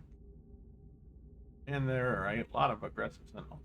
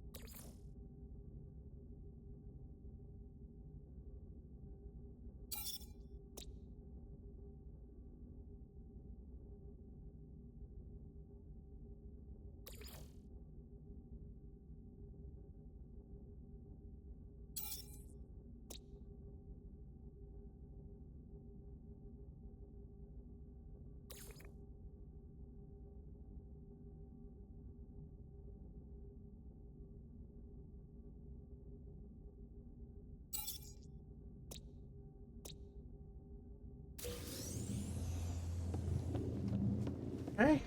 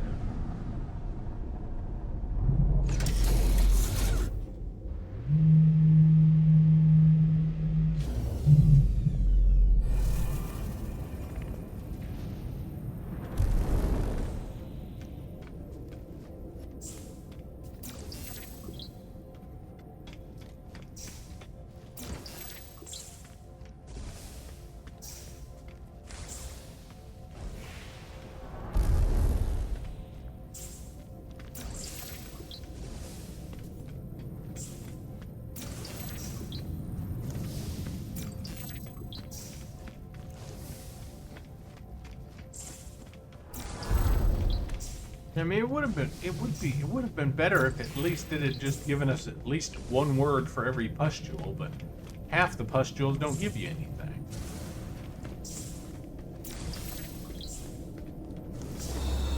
More than half, probably.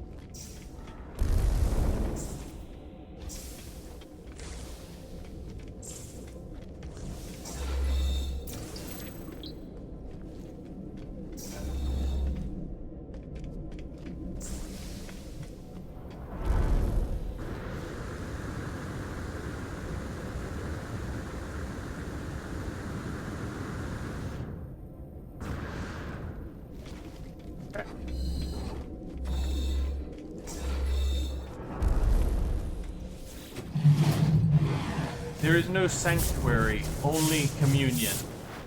Close now. I am close to the end. The truth of the universe is fire. The soul is light. I am the experiment and the observer. All creation constructed for my journey. I see the universe around me and I know that it is good. I see the universe around me and I know that I shall create my own. Not long now, not far to go. The stars beckon with cold fire and I rush to meet them. Soon, very soon.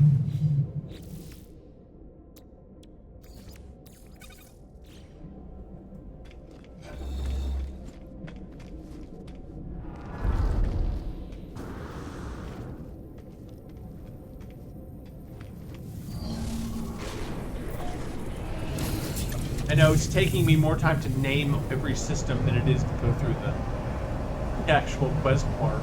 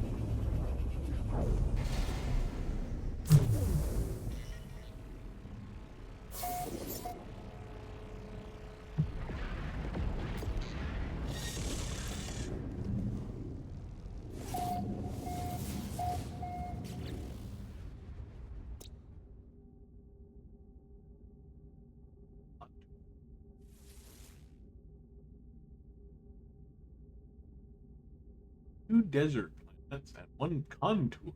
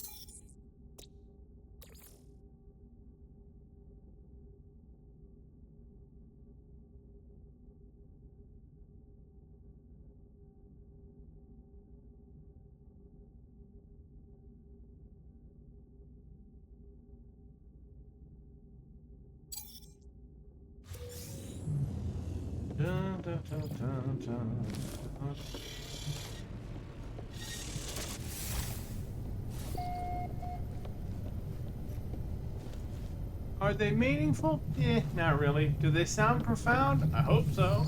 Maybe. I want them to sound a little profound sometimes, even if they're really not.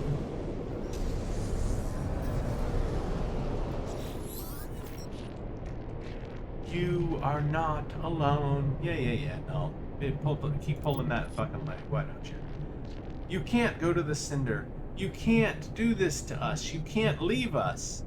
Who's us? Insist you are going. No, you can't do this to us. You can't. The center of each galaxy, it's the Atlas. It's all else just interfaces. All else a shadow of its might. You don't deserve it. You'll wipe us all to save. Ask how they know. I did what I had to do. I told you that. I couldn't die without seeing everything there was to see. I did what I had to do, but the Atlas, it won't let me back in. It won't speak to me. It... Ask what Null did. I've committed such atrocities, Traveler. I had to. It was me or them. It's always been me or them. Please, if you go through the center, if you do what I did, it will reset everything. It will replace me, wipe me. All those souls, they'll have died for nothing. It was the only way to live on. You have to understand me. Life for more life. They sustained me. It can't all have been for nothing. I was going to see it all. Say goodbye. I say goodbye. As Null screams at me to reconsider, I end the communication. There is nothing left but the path towards the center.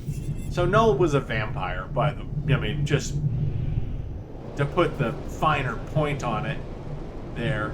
Null basically sucked the life from another existence entirely, and that's why the Atlas doesn't want anything to do with her.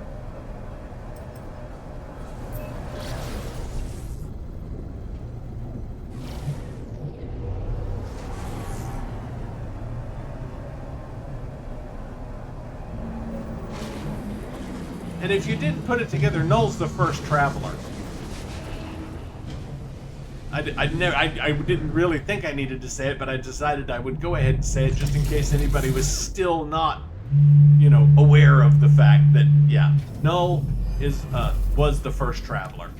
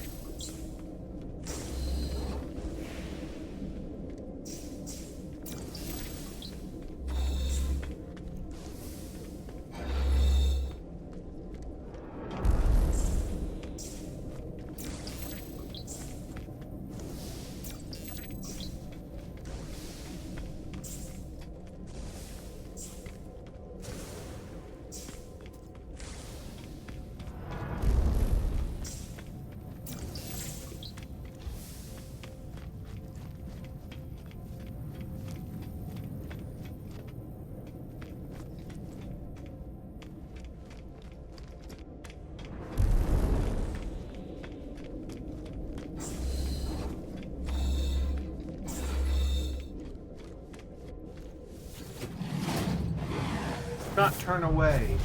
Know our inescapable truth and despair. The final interface is revealed. The Atlas beckons. I am elated, terrified, broken. I've come so very far. It wishes for me to obey. If I am to hold the power of creation, it will be in chain. I am gifted power. I am enslaved to the imitation of life.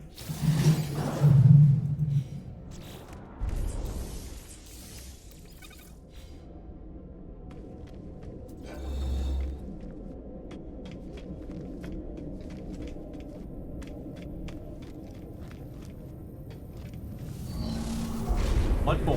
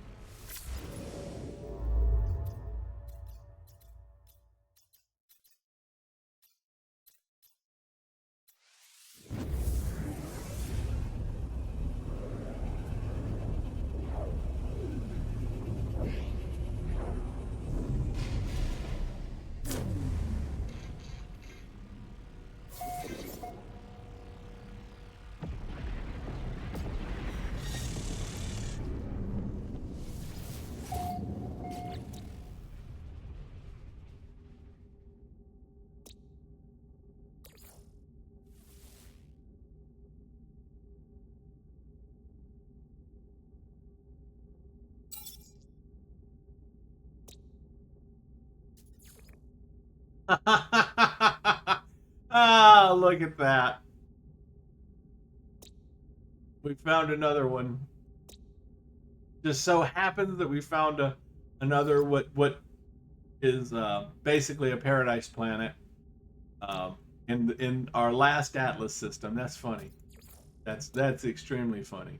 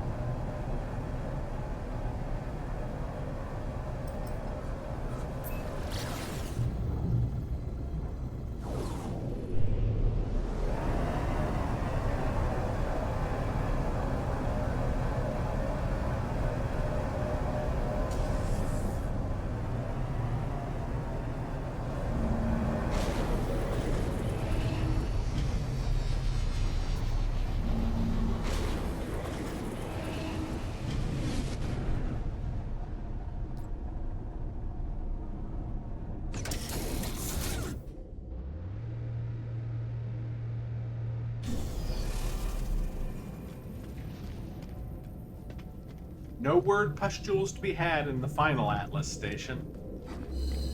And we don't have the whole language, so that's not the reason. Not sure why they didn't just put a little book beside it and go, here's all the Atlas words. Would have been better.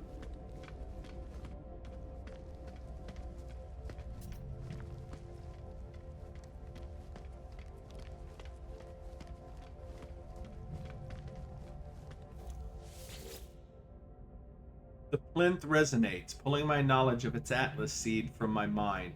The spirit of the captured nanode belongs here.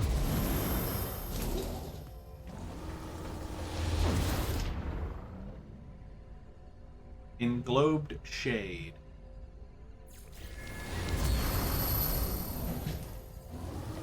It's going to say the same thing. The only difference is going to be the name. Nuspheric orb.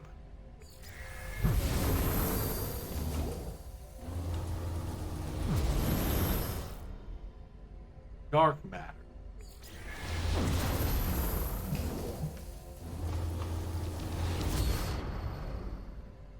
Dawn's End.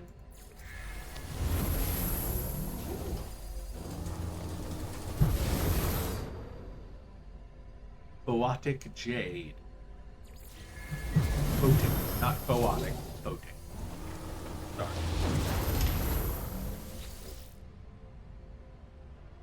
State phasure.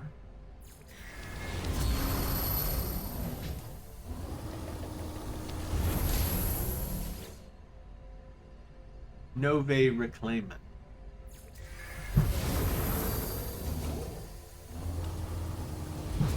And finally, modified quanta.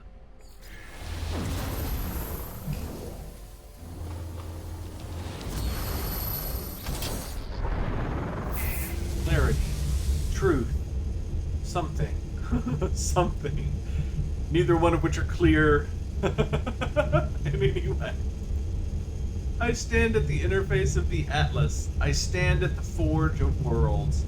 This is how it showed me what it was. This is how the Atlas shared the nature of its life, the workings of its mind. It never required prayer. It never required worship. All that it asked of me, all that it ever wanted, it was just input. It was just a user. I can feel the seeds, their hidden knowledge, gravitating towards the interface's core. The void is meant to be filled. Nothingness yearns for a soul. If I do this, a star will be born. If I do this, I will become more than I ever thought possible. There is nothing, and then there is everything. I see a star blaze to life within the void, the spread of light, planets, creatures to give it meaning. For a moment, I am as the Atlas is. For a moment, I am the creator of worlds. The fabric of time and space stands revealed to me. Black holes swarming from system to system. The Atlas screams.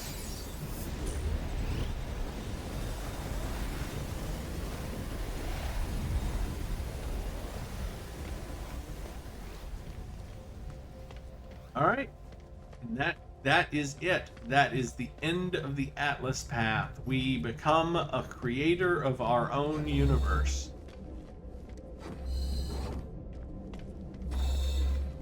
Made in the Atlas's image. An image that is not what we believed it to be at first. If you remember, when we started on the Atlas path, we were like, it requires worship, it requires this. And we were wrong. We were completely wrong. And now we know better. And we also know that all of the people that are like, oh, the Atlas falsity and all of that, it's not true. It's never been true. It's just the misunderstanding of beings that are so much less than the Atlas that they believe that it must be claiming to be a god because it's so difficult for them to understand anything else. But the truth is that it's not, and we have come to realize not only that it's not, but it doesn't want worship. It doesn't want to be claimed as a divinity. It just wants data. It wants users.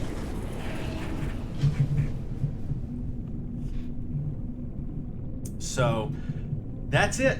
That's the end of the Atlas path. We can install the star seed in our exosuit here. Put it right there. Technology installed.